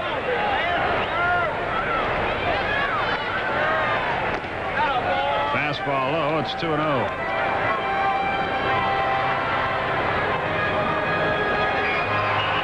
About 800 employees from the Turner Broadcasting Group here rooting for the Braves. See, there's an example. See, if you went to those employees and said, how much would you give me if I said, everyone gives you $5, that's $400. Still not enough. Not enough, okay. The employees enjoyed a company picnic at CNN Center before the game, to which the Braves announcers were not invited. They know our appetite. 3-1. Ken Griffey will be next. Murphy has walked, flied to right. Hit the ball to deep right, as a matter of fact. And he's aboard. 2 on, nobody out. Activity in the bullpen again for Montreal. Again, it's Larry Sorensen. Both these pitchers have been struggling all night. It's just a question of who's going to be able to hold on. And the Braves have runners at first and second with nobody out. Here's Griffey. Wallach had a little meeting with his pitcher, and he did that on instructions of Bob Rogers, and here comes the MGR now. And that's going to be it for Sebra. So Larry Sorensen will get the call here with runners at first and second and nobody out. Sebra worked 4 innings and into the 5th. He has allowed 7 hits, struck out 4, walked 3, has allowed 4 runs to this point, and the runners on base are his responsibility. So Sorensen comes on, and we'll see how he does when we come back from this commercial message. There are the numbers on Larry Sorensen. He's doing all right. They signed him as a free agent. He pitched in the minor leagues last year at Portland and Indianapolis. He has been all over the place with Milwaukee, where he had some great years, winning 18, 15, and 12 in 3 successive years. Went to St. Louis in 1981, was 7-7. Then to Cleveland, where he was 10-15, 12-11. Then to Oakland, then to the Cubs, then to the minor leagues, and now he's back with the Expos. This is his 9th major league season. Griffey bats with 2 on, none out, and the Braves down by 1 in the bottom of the 5th.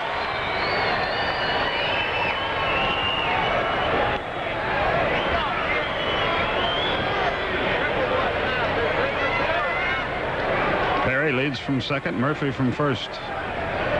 Sorensen comes set. And misses outside. 1 ball, no strikes.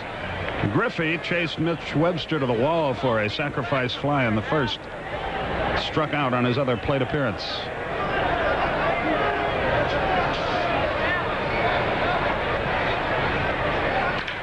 Right to the mound. Should be a double play, but they're not going to get anybody.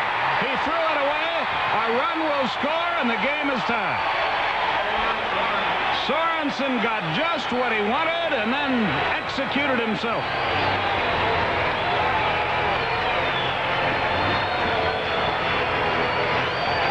This is an easy double play if you handle the ball, because you don't have to wait for the ball to travel very far on the ground. He just overshot his shortstop. Foley was coming over to take the throw. It's an easy double play if he hits him, and he didn't, and the Braves get a big break. It's 5-5. Still nobody out, and runners at first and third. Griffey reaches on the air, and Ramirez corks one down the left field line. Let's see how far Griffey can get. He's around third, and they're going to hold it. He better get back in a hurry. He does just in time. Good job of coaching by Russ Nixon with nobody out. Ramirez drives in his 10th run of the year. Atlanta has the lead. This ball is really tacked by Ramirez. It was a fastball up and in, but he got the barrel of the bat out in front. That's what you try to do, so it doesn't tie you up. And Skip mentioned a good job of coaching by Russ Nixon. With nobody out, you don't take any chances of getting a runner thrown out at the plate or at third base. In fact, never make the first out at third or home, and the Braves in good shape right here. They lead 6-5, second and third, nobody out. Ozzie Virgil has walked and homered. A 2-run shot in the fourth. Down to the dirt he goes. High, tight fastball. That doesn't bother Virgil that much. If anything, it just gets him upset. He homered the last time, and he just did get out of the way of that pitch. Some batters it bothers, but I don't think it bothers Virgil one iota.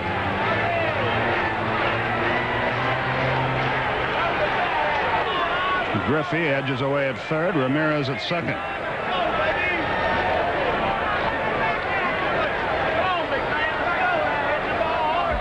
Jim Acker up in the Atlanta bullpen. Virgil had a good cut, fouled it back. It's 1-1. There's Mr. Acker. Well, we're getting into a situation that Chuck Tanner might feel that David Palmer didn't have his good stuff tonight. He's allowed 5 runs on 7 hits, and if he gets down there, he might just try to get some more runs and put Acker in there in the 7th inning. In the 6th inning, excuse me. The 1-1 to Virgil. Up and in again. 2 balls and a strike. Virgil's upset now. Yeah, he's just taunting him. And he's more or less saying, hey, you couldn't hurt me if you hit me with that stuff. So this is another fastball. They're just trying to pitch him tight because he can do something with the ball out over the plate. The runners lead. Still nobody out in the bottom of the 5th. Curve drilled into center field. Good running catch by Candell. Griffey cannot score. But give Virgil some credit, boy. After 2 knockdowns, he hit the daylights out of the ball. But out. Here's Hubbard. This is a curveball. I thought Griffey might get back there and tag, but he was off the bag by 15 feet. By the time he got back to third, it was too late to tag. And a good play by Candell. Boy, that ball was really ripped. Glenn Hubbard has struck out and lined to right. Infield back, excuse me, Ernie, at short and second, in at first and third. I think Griffey's still upset that he didn't go back and tag on that particular play. He could score. Upstairs to Hubbard. 1 ball, no strikes. Sometimes you just think the ball's going to fall in there, and it doesn't. And that left the bat, I thought it was going to be a base hit. He hit it too hard, really. That's what kept it up there. Yeah, and Candell made a good catch. Low. Curve just missed outside. 2-0. Stafaro tried to bring that one back into the strike zone when he caught it. 2 balls, no strikes to count.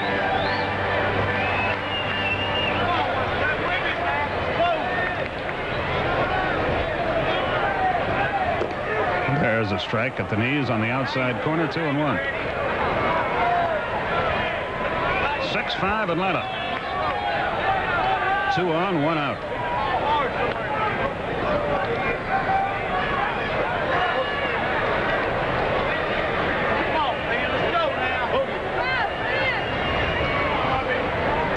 Hot shot, right field, base hit. 1 run is in.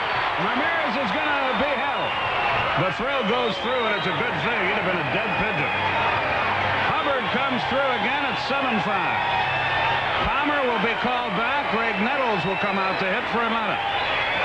Hubbard keeps on doing it. This pitch was a little away, and he just hit it right through the hole. And Nixon, with good coaching again, didn't want to take a chance to have a runner thrown out at the plate. And Ramirez would have been out as the right fielder Webster threw a strike, a 1-hopper to the plate. And Nettles will be on to bat for Palmer to try to get more runs for him. On his last at-bat, Nettles hit that grand slam to break open the game with Houston on Saturday night. Greg doesn't run well anymore. That's the reason the Montreal infield is back. 3 runs have scored in the inning. Braves are scoring some runs this year. They're on the corners with 1 out. Upstairs, 1 ball, no strikes. Palmer is done after 5 innings. He didn't have his good stuff, but he might get his first win. Skip, the Braves are 3rd in batting coming into this game at .274. Cincinnati leads it. St. Louis is 2nd. Braves 3rd in hitting in the league. 1-1 to Nettles.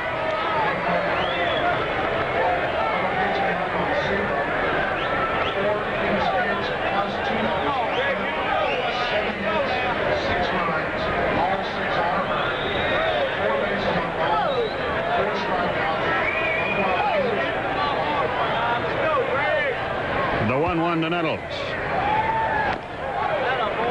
Just missed. 2 balls, no strikes. Seaver went 4+, allowed 7 hits, 6 runs, 4 walks, 4 strikeouts. A wild pitch and a home run. The 2-1 to Nettles. Didn't get the curveball. It's 2-2.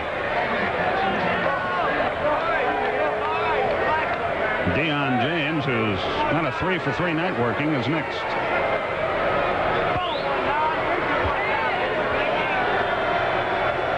Hot shot. Law knocks it down, picks it up, throws wide.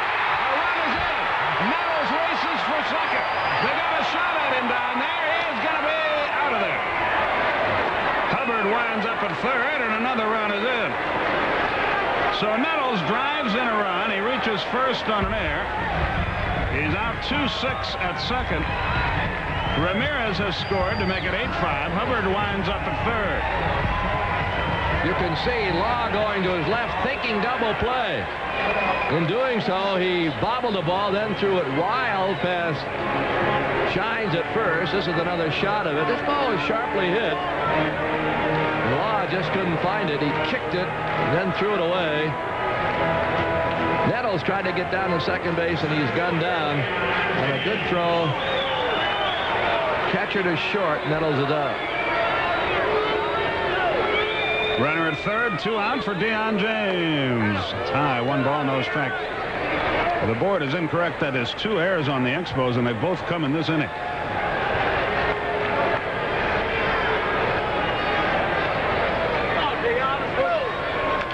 James fouled it off his foot. He singled in the 1st, singled in the 2nd, singled in the 4th, scored a run in the 1st.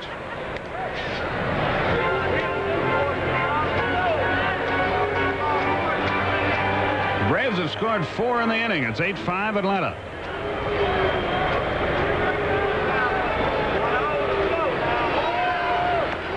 High and outside. 2 balls and a strike.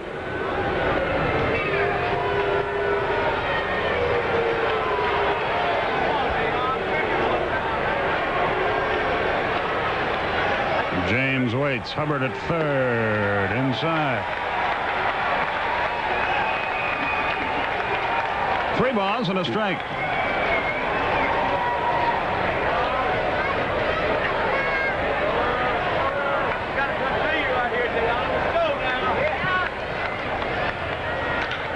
Court to deep left field. Back goes Raines. He looks up. That ball is off the wall. Another run is in. James is at second with yet another double. His 11th of the year. He's 4 out of 4, and it's 9-5.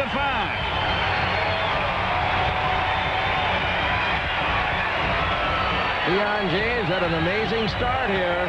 That pitch is away, and what does he do with it? He hits it over Raines' head. It'll hit the wall about halfway up. Give him an RBI, a double. He's 4 for 4. He's second in the league in hits. Leon James. And Ken Obergefell is the batter. The Braves have taken advantage of the Montreal mistakes here to bury him. Obi 1 for 3. That's high and away. 1 ball, no strikes. Let me rescind that statement on the hits. He is not second. He's second in runs scored now, but he's moving up there in hits. James now with 34. The leader is Hatcher with 38. At the knees, Obergefell's not so sure. It's 1-1. Ernie Johnson, Skip Carey with you from the ballpark in Atlanta.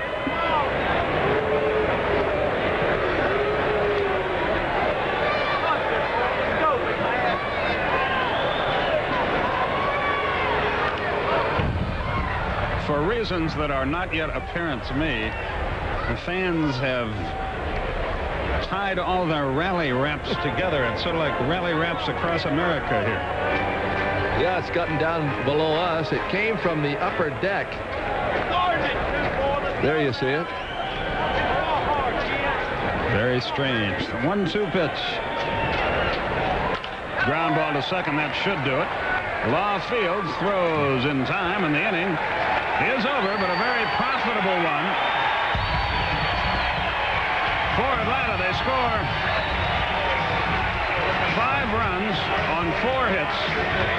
There were 2 errors, and a runner was left. At the end of 5, your score: Atlanta 9, Montreal 5. Jim Acker on the pitch for Atlanta. You see his stats on the air. He last pitched on Saturday night, finishing one up for Randy O'Neill and picking up his first save.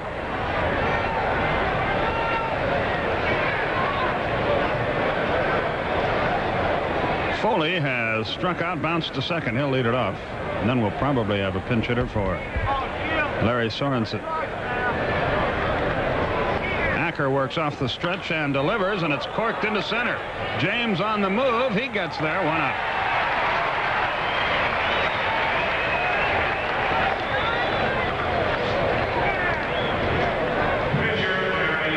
I'll be darned. Sorensen's going to hit for himself here. They didn't have anyone warming up in the bullpen while he was pitching. Now he's batting here in the 6th. It's almost like they've conceded the game. Maybe their bullpen's had a workout the past few games, and many times that's the case. They haven't really that many good arms down there. They're tired, so Bob Rogers saying go ahead and bat and try to finish the game. A ball and a strike to count to Larry. $4,155 paid here. 2 balls and a strike.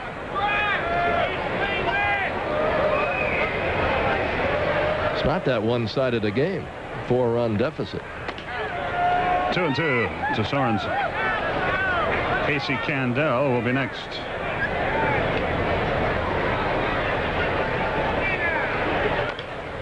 Sorensen stays alive. So it's still 2-2. 9-10-0 for Atlanta. 5-7-2 for Atlanta. For Montreal. A little swinging bunt back to the mound. Acker has time. 2 down. So Sorensen is retired. Candell is 1 for 3. Singleton scored in the third. Usually, I was going to say if the leadoff batter had gotten on, they might have pinch hit for Sorensen. But now that I think about it, they wouldn't have, because no one's warming up. They haven't had anybody up since Sorensen went in the ballgame.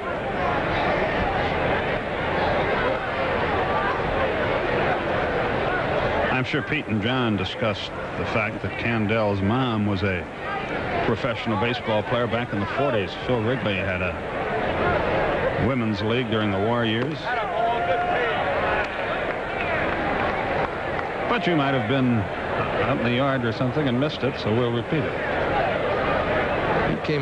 He was an infielder until this year. He's a good little hitter. He's not a long ball hitter, but he makes contact, and he's done his job. He's batting over 300.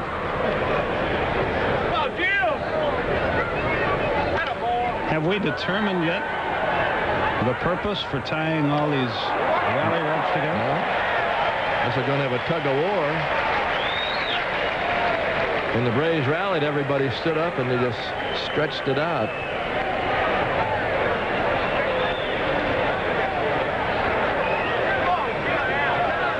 Well, I'll say this, it beats the wave. Yeah. A ball and 2 strikes. And when it's 9-5, your favor, you can do anything you want. Within reason. 2 balls, 2 strikes. I'm really disappointed that you wouldn't give me more money to shave my head than a measly $5 a man. Okay, I'll up it to 10. Keep going. You're not even warm, baby. Right back where it came from. And Acker breezes through the 6th inning. 1, 2, 3.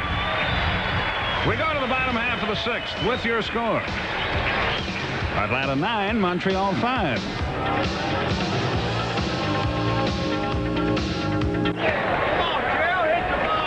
Okay.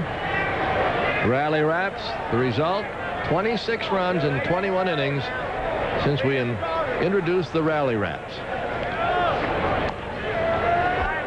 We are hitting an all-time low in statistical information. 0-1 to Perry. 0-2. 9-5 Atlanta.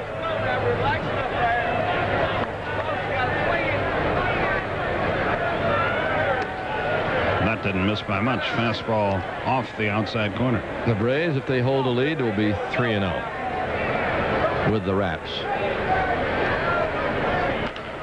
Little tap. Sorensen does his job, gets over there, and Shines gets him the ball, 1 away. So Perry is retired.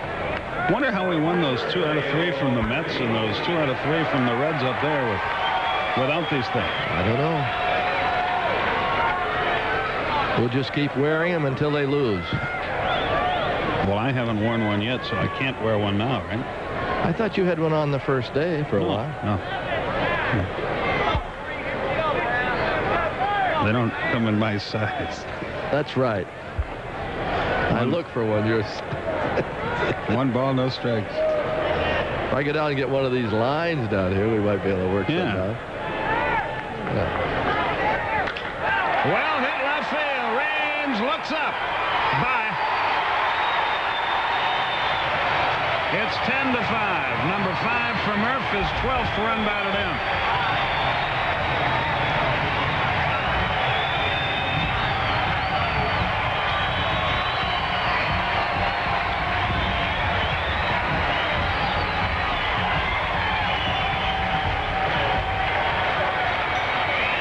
Murphy hit this one about one of those line drives. It looks like it goes about 30 feet off the ground. Raines just watched it. A line drive. Dale's in-laws out tonight. Dr. Thomas and his wife. Ken Griffey hits one into right field. I guess Sorensen is being asked to take one for the team here because he really has been hit hard. Rafael Ramirez the batter.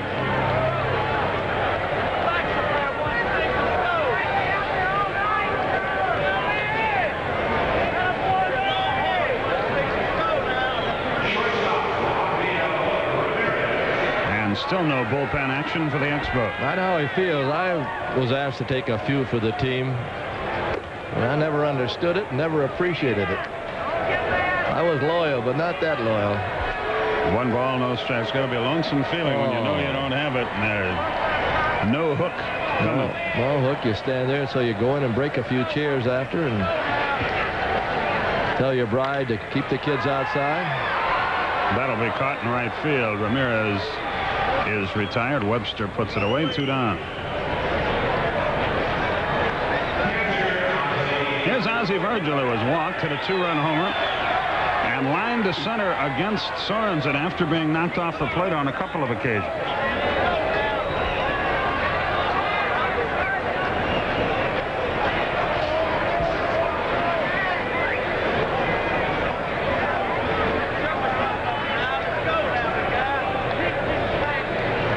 Griffey at first, 2 out, a run in on the Murphy homer. On the outside corner, 0-1.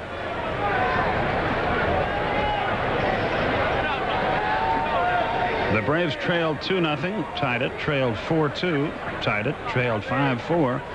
Since then, it's been all Atlanta. Broken bat. Looper to the second baseman, and the inning is over. The bat went sailing to the backstop, but no harm was done. A run on 2 hits. The Braves leave 1. We've played 6. It's 10-5 Atlanta.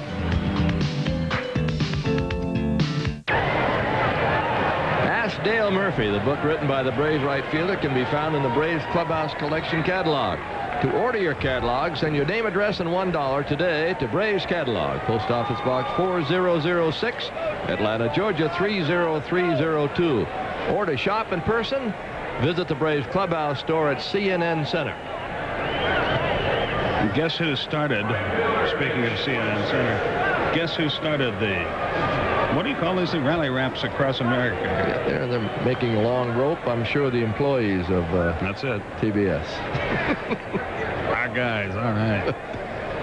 Mitch Webster is 1 for 3, and he's, well, let's see if anybody can catch up with that in short left. No, they had him played way over into left center, and thus Webster is at second with a double. Let's see if Griffey's all right. He may have hurt himself.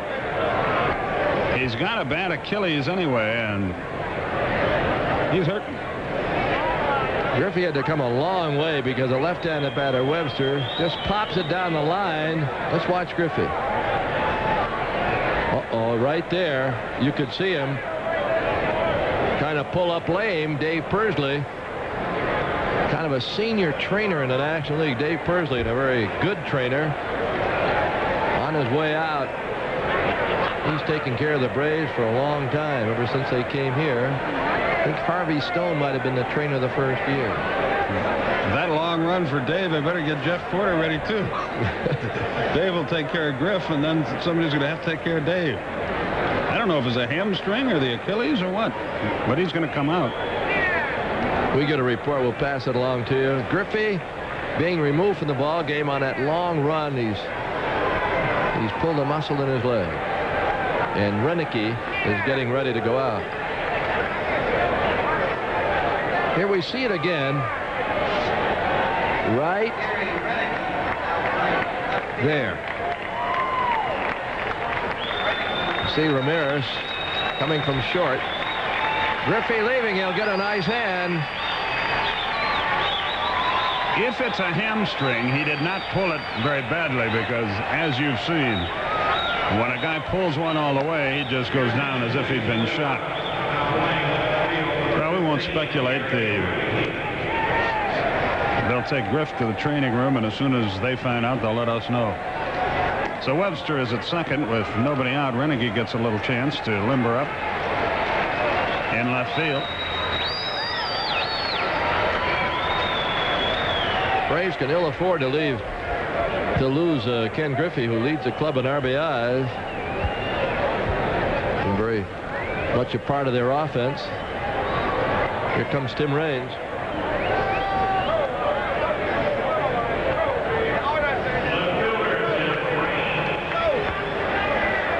Raines has walked, doubled, what should have been an error in our opinion, and bounced to first.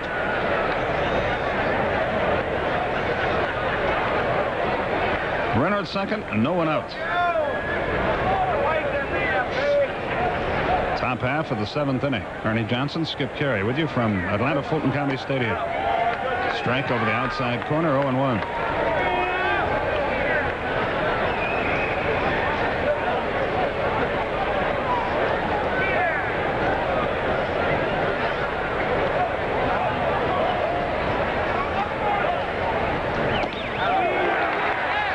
Looked like a slider down and in. A ball and a strike to count.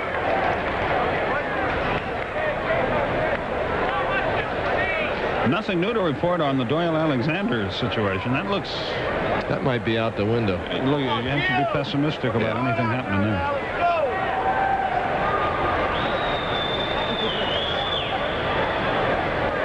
The 0-2 to Raines.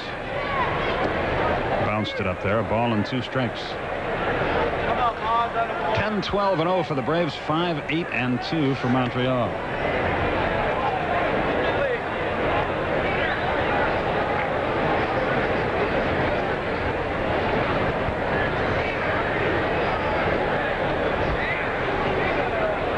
Webster edges away at second base. He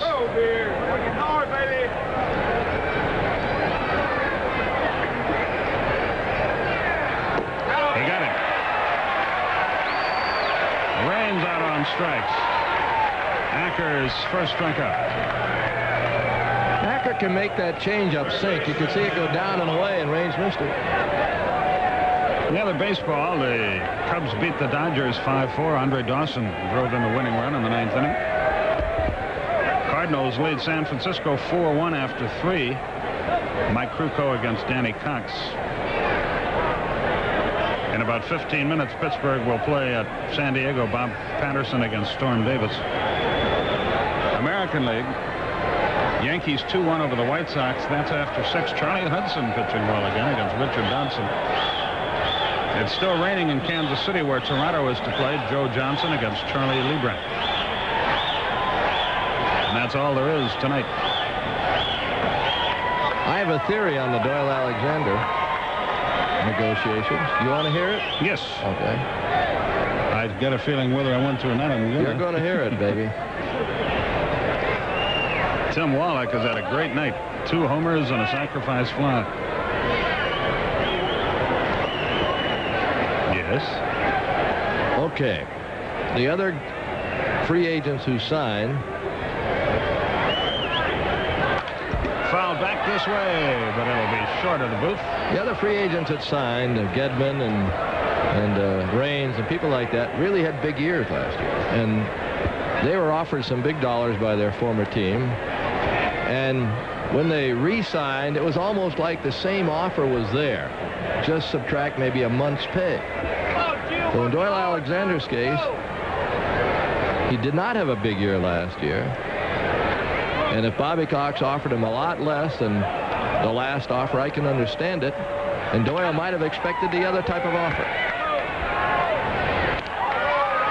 Wallach is limping noticeably as he's thrown out by Oberkfell, 2 down. I think the Braves, and I know this, that the Braves felt that they offered Doyle too much money in the first place. They were very sensitive of the fact that they weren't getting together with Horner, and they didn't want to lose 2 guys. But when he turned down that first, obviously he disagrees with that assessment. When he turned down that first one, right. John Stefaro is the batter. He's 1 for 3. That's pops away, but not far enough. Another thing, too, although Guidry's up there pretty well in age, I think Bob Cox also realizes that, and he might still get Alexander back, but I still think that if he does, he realizes that Doyle's not going to be able to pitch for a while and without possibly going down to the minor leagues and getting his arm in shape. And more times goes by. That's well hit into left center field. Renicky on the run at the wall. He's got it. Good play, and the inning is over. Stefaro put a charge into it, but got nothing out of it. 1 hit, no runs, no errors, 1 left. We've played 6½, and the Braves are leading 10-5. We go to the bottom half of the 7th inning. 10-5 is our score. The lower end of the order will bat for Atlanta.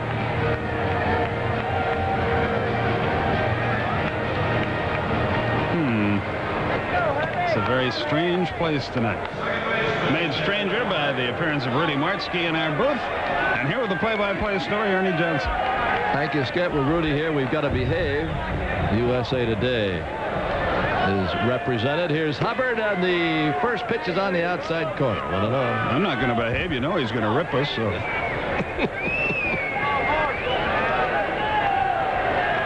Hubbard knocked in a run in the 5th inning. Takes outside. Braves lead at 10-5. We're in the bottom of the 7th. The small but enthusiastic crowd. And the pitch from Sorensen. Well hit left center field. That ball is going to be caught, I believe, by Raines. Tim Raines with a great catch. Play that one again. What a play by Raines in left center field. Hard to believe he didn't have spring training. They're going to abolish spring training next year. A low slider, but it didn't have much action on it. Raines has such great speed. Boy, he is some player.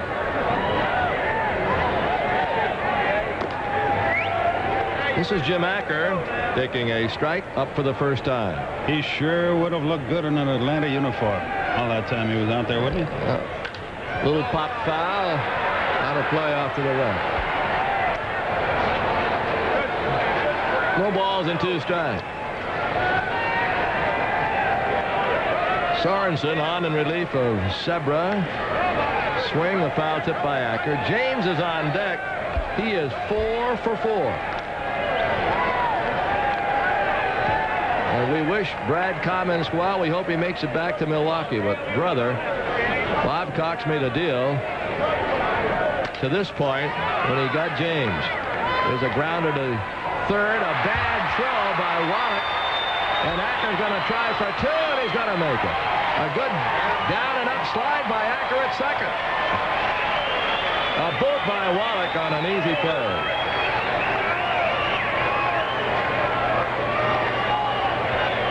All teams have nights like this. Boy, Montreal's having one. That's their 3rd error. He had all the time in the world, just bounced it over there. Shines on the in-between hop, didn't really have much of a chance. We mentioned James, and of course Braves fans hope it holds up. But what a start he has. He has 4 hits tonight. That gives James, he's in the top 10. First to pitch to him, the strike. Deion James now with 34 hits. The leader is Hatcher with 38. James is second run scored with 20. Davis of Cincinnati is first. And that's what his job is, to get on base and score. And he's also knocking them in. James now with 13 RBIs as the leadoff batter. Oberkfell is on deck.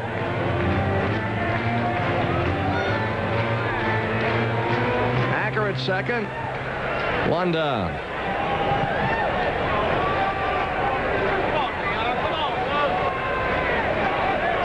Sorensen's worn a lot of uniforms.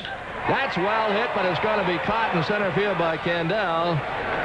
And holding at second is Acker. James, even when he makes out, has hit the ball hard. He gets a hand for being 4 for 5. Now Ken Oberkfell. Obi is 1 for 4. He was robbed of a hit on a great catch by Foley in the 3rd inning.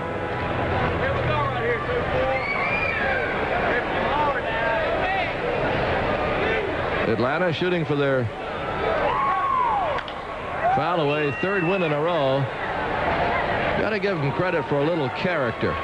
They blew a game in Cincinnati. They had an 8-2 lead. They got clubbed by Houston in the first game of the 3-game set with the Astros. Then they wound up and beat them twice and are leading here 10-5 tonight.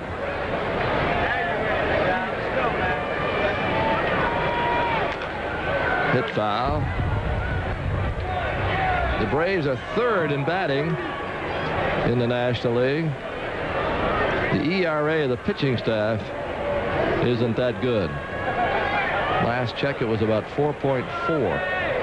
And a lot of that has been the bullpen problem. So to second, to first, and the bottom of the 7th is over. We move to the 8th. The Braves are up by 5.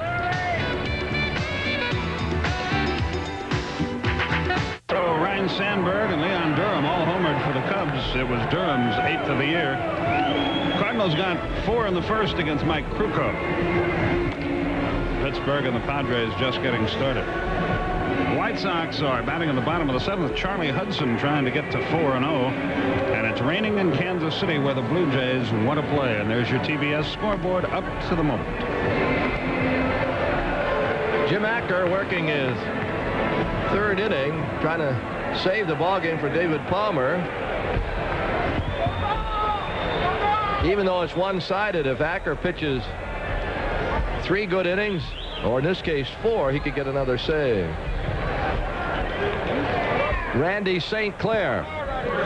Cracker fans will remember his dad, Ebba St. Clair, the late Ebba St. Clair. Young St. Clair warming up in the bullpen. Ebba also played in the major leagues for several years.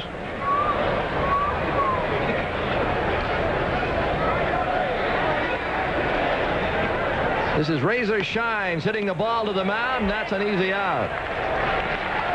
1 away in the 8th. We want to say hi to Jay Hansen, who's been hospitalized. He's from Atlanta. He's been hospitalized at Duke University Hospital. And we hope, Jay, that you enjoy the game and that you're feeling better. Also a big hello to Bill LaBeouf, who's watching in Tucson, Arizona. Van Slaw, the batter. Acker's pitched well. He's allowed only 1 hit. That was a pop fly double since coming on in the 6th. Foul away. Palmer went 5 innings, allowed 7 hits and 5 runs, a couple of walks and 5 strikeouts. It was the bottom of the 5th that the Braves scored 5 times, and those runs belong to David Palmer.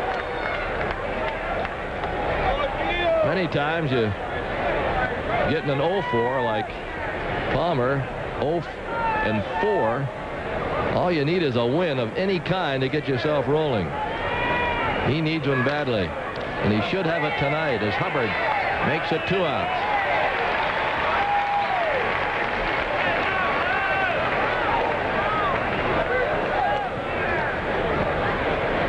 Now Foley.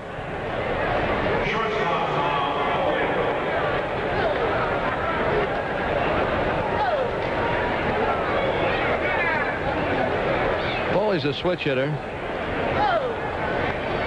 The Cubs won again today, and Andre Dawson, well, going into today's game, was batting .515 with 6 homers in his last 9 games. Cubs are playing very well. They're only a half game back of the Cardinals, and the Cardinals, with 3 or 4 guys on the disabled list, still hanging in there. Little pop along the line. It's going to be foul, and Renicky can't make the catch. Renicky hears about it because he went into a casual jog. As you come across the line, can't fool fans. They want you to run tight all the time. Now watch right here. Casual, ball drops a few feet away. Going to hear about it. It's just like not running to first tight. Even if you can't make the play. 1 ball, 1 strike. Foley's 0 for 3.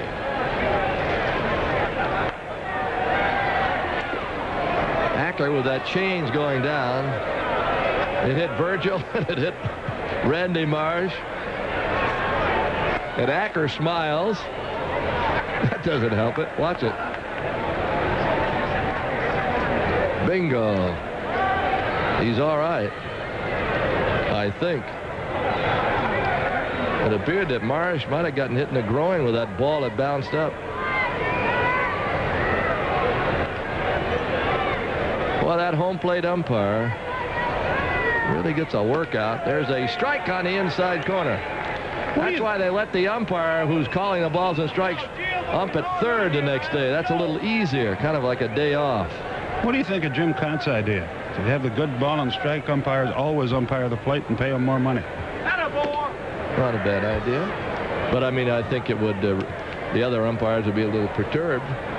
Well, you know, your best hitter bats cleanup or third. You know, and the other guys still get paid and go play. No, I don't go for it. 3-2. Well, you work it out with him, because I don't care one way or the other. Yeah, I don't care for it. I think it would reflect on the other umpires, and they wouldn't do their best job. 3 balls, 2 strikes. There's always that controversy. That's always discussed at the World Series. You should have your best umpires in the World Series, but that'll never happen because you're kind of discriminating against the other umpire. It used to happen. I always thought they rotated them, kind of, you know. 3-2. Low ball 4. Ernie, if you'll pardon me for just a moment. What do you want to do? Coming up next? Yeah, and I can't read it. Okay. Oh, here we go. Okay. Coming up next, Tribute to a Bad Man. We know a lot of those guys. A movie about Rudy Marnsky. 1956 Western, James Cagney, Irene Pappas. Cagney is mesmerizing as a tough, ruthless land baron who will do virtually anything to hold on to what he's got. This is Wally Johnson pinch hitting for Sorensen. That's coming up next, unless they change their minds like they so often do.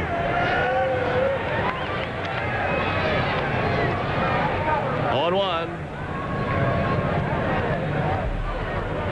Johnson, a switch hitter, batting .200. A home run and 2 RBI. That is low. We're in the 8th inning. If you just joined us, it's 10-5. Just about everything's happened here tonight. 12 hits for the Braves, 8 for the Expos. Wallach's hit 2 home runs. Swing and miss. Virgil's homered. Murphy's homered.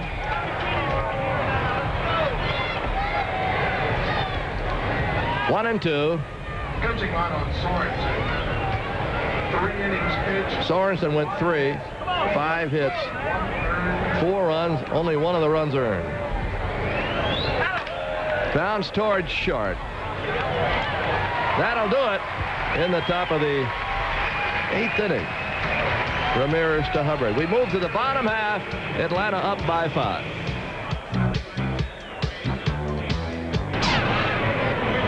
Randy St. Clair is the new pitcher. St. Clair's 2-0, ERA 4.11. He does have 3 saves. They have a save by committee, really. They have 8. St. Clair has 3 saves. McGaffigan's pitched very well. He has 4 saves.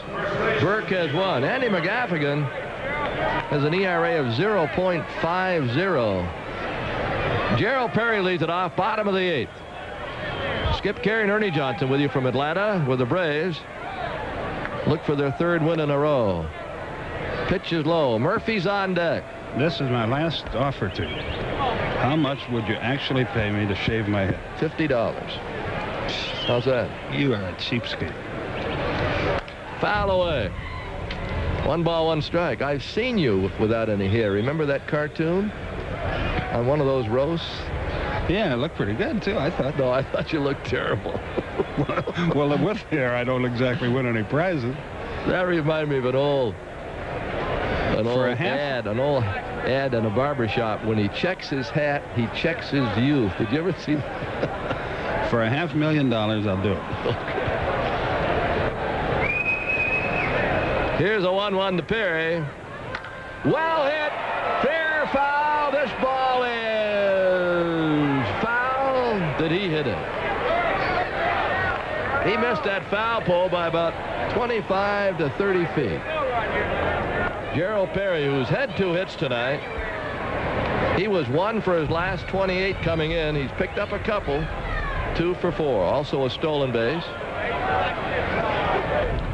Okay, you say $50, I say $500,000. We got room to negotiate. Yeah. It's like the ball players and the general manager.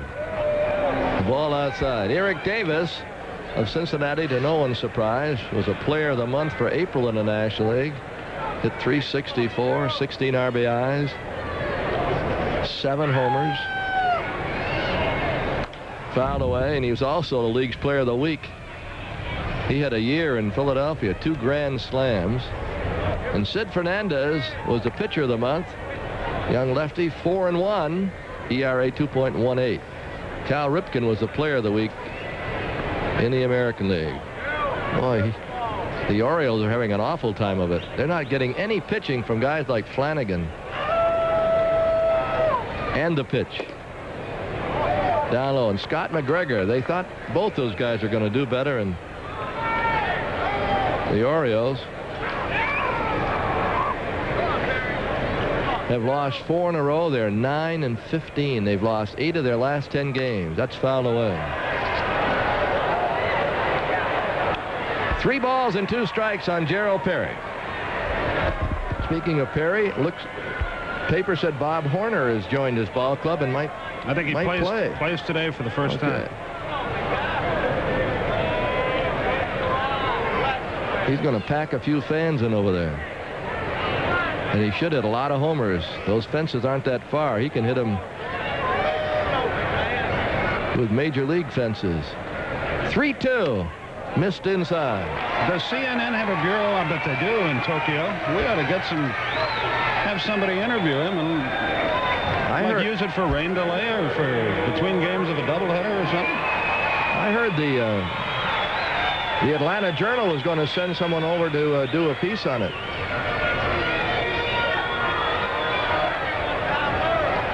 Murphy, 2 walks, a fly ball to right, and a homer. He's hit safely in 8 straight.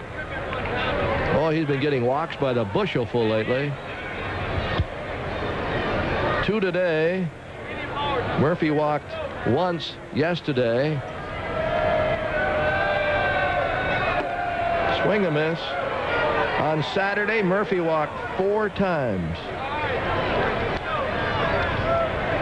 Renicky on deck. He's batting in Griffey's spot. We had the report from Bob DiBiasio that Griffey suffered a tug or pull in his upper thigh. Foul away. Well, we'll have to get Mr. Protocol, Glenn Diamond, to go to work on getting some interviews with horns.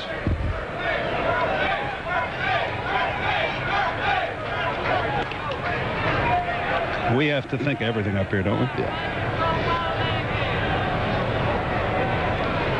We're in the bottom of the 8th. It's 10-5 Atlanta. Murphy with a 0-2 count. St. Clair is not overpowering, but you watch his fastball. It's got some tail to it. He tries to keep it low. He's got a slider. And there's a pitch on the outside corner striking out Murphy. He's got an idea out there.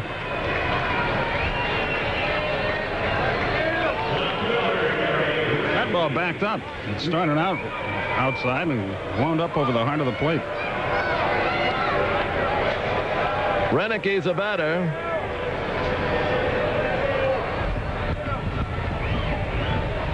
Up for the first time, Gary Renicky. Perry off first. I don't think he'll run. They're up by 5. Swing a miss on a curve. Renicky batting only 115. No homers and 1 RBI.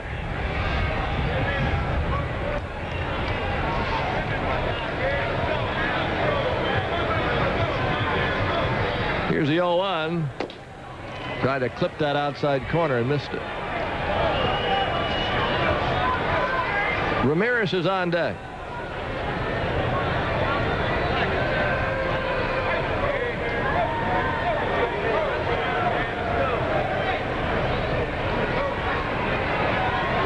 Missed out there again. Well, tomorrow night we got an early start. Same story on Wednesday, 5:35 tomorrow night. Jay Tibbs against Rick Mailer, and then on Wednesday, Randy O'Neill goes for his 4th. He's yet to lose against Bryn Smith, who's making a comeback, and we hope he makes it back. High into the air along the left field line. Raines is over there, and he's going to catch it in the corner. 4 out number 2. I'll be watching you tomorrow because I get to do that Hawks-Pistons game at 8:30. Boy, it's going to be a grim struggle. Boy, that was exciting yesterday. Hawks had a chance to win it. Well, they need the one tomorrow desperately. And that's a good Detroit team. They're no joke.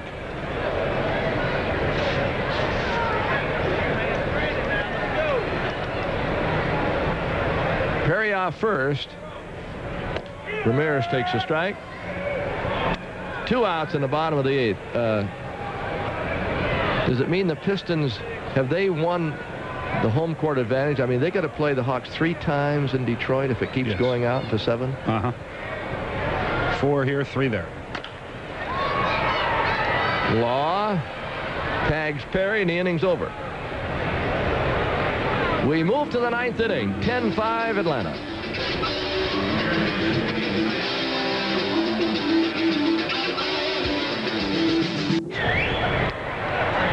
Chicago coach Doug Collins will join me on that 8:30 Detroit-Atlanta game tomorrow night. And then Mel Proctor and Coach Russell will be in Los Angeles, where Golden State and the Lakers will get together. All that following Braves baseball tomorrow night, a triple hitter on TBS.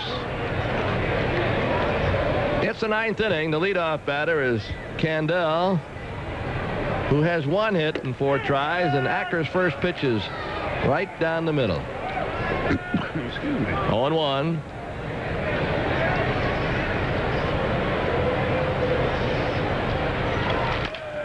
That should be out number 1. He slipped getting out of the chute, and he's out easily. Ramirez throws out Candell, out number 1. Want to remind you that on Friday, it's Bud Light Umbrella Night.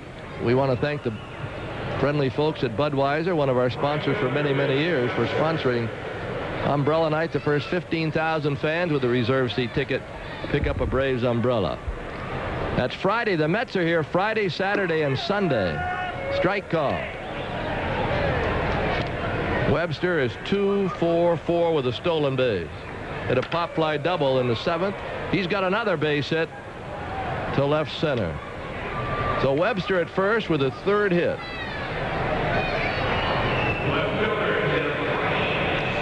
It's only the 2nd hit off Acker, both by Webster.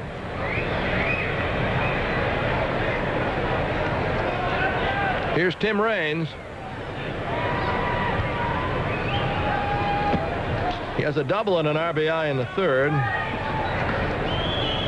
He hit it off the glove of Perry. It could have been an error just as well as a double. He came in 5 for 9 in his first 2 games since coming back. Boy, that one hit him right in the foot. 0-1.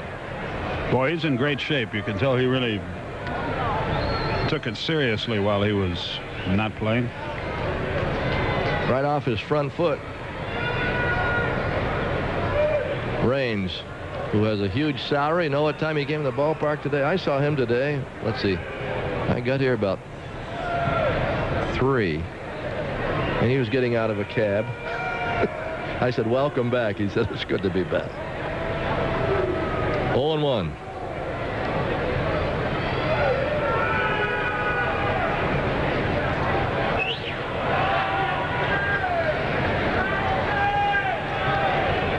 Perry's not holding the runner at first. Webster shouldn't be going anywhere. 1 ball, 1 strike.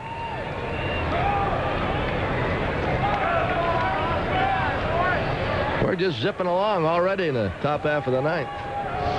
And the pitch. Driven to right field, but it's going to be caught by Murphy. Hit that ball hard, but right at the Braves right fielder. Now Tim Wallach, who has homered twice, hit a sac fly and grounded out. Acker needs 1 more out to pick up his 2nd save. It is encouraging to see he and Dedman pitching better than they were. Dedman got a save yesterday. Acker got his on Saturday, so he could have 2 in the last 3 days. That's driven to left. Renicky is back, and that ball is going to be out of here, and Wallach has done it again. Tim Wallach with 3 homers. Make it 10-7. He came in here with 2 home runs, make that 1 home run for the year. He's hit 3 here tonight.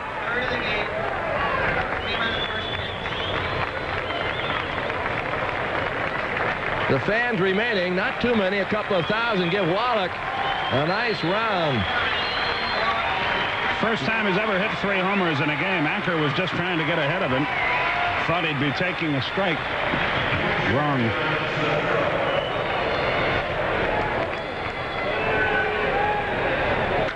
There's a high fly to left center. This should do it.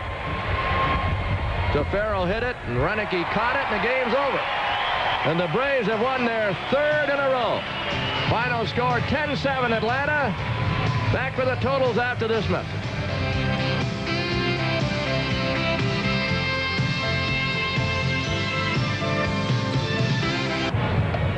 The Braves win. Skip has the totals. Okay, Ernie, for Atlanta, 10 runs, 12 hits, no errors. The Braves left 8. Montreal, 7 runs, 10 hits, 3 errors. They left 7. David Palmer gets his first win. He's 1-4. Bob Sebra, the loser, he's also 1-4.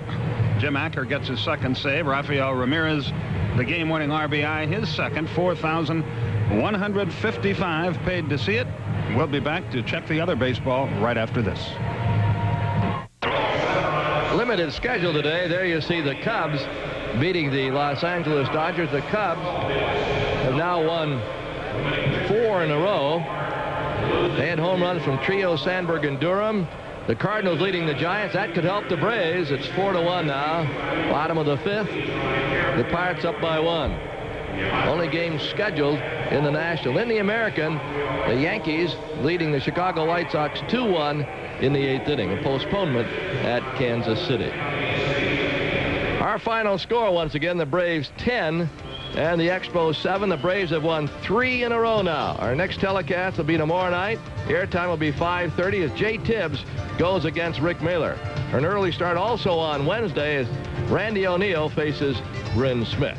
The good news from Atlanta, the Braves have won their 3rd in a row, winning 10-7. Until tomorrow night, for Skip Carey, Pete Van Wieren, and John Sterling, and our entire staff at Atlanta Fulton County Stadium, this is Ernie Johnson. And on this winning night, so long, everybody.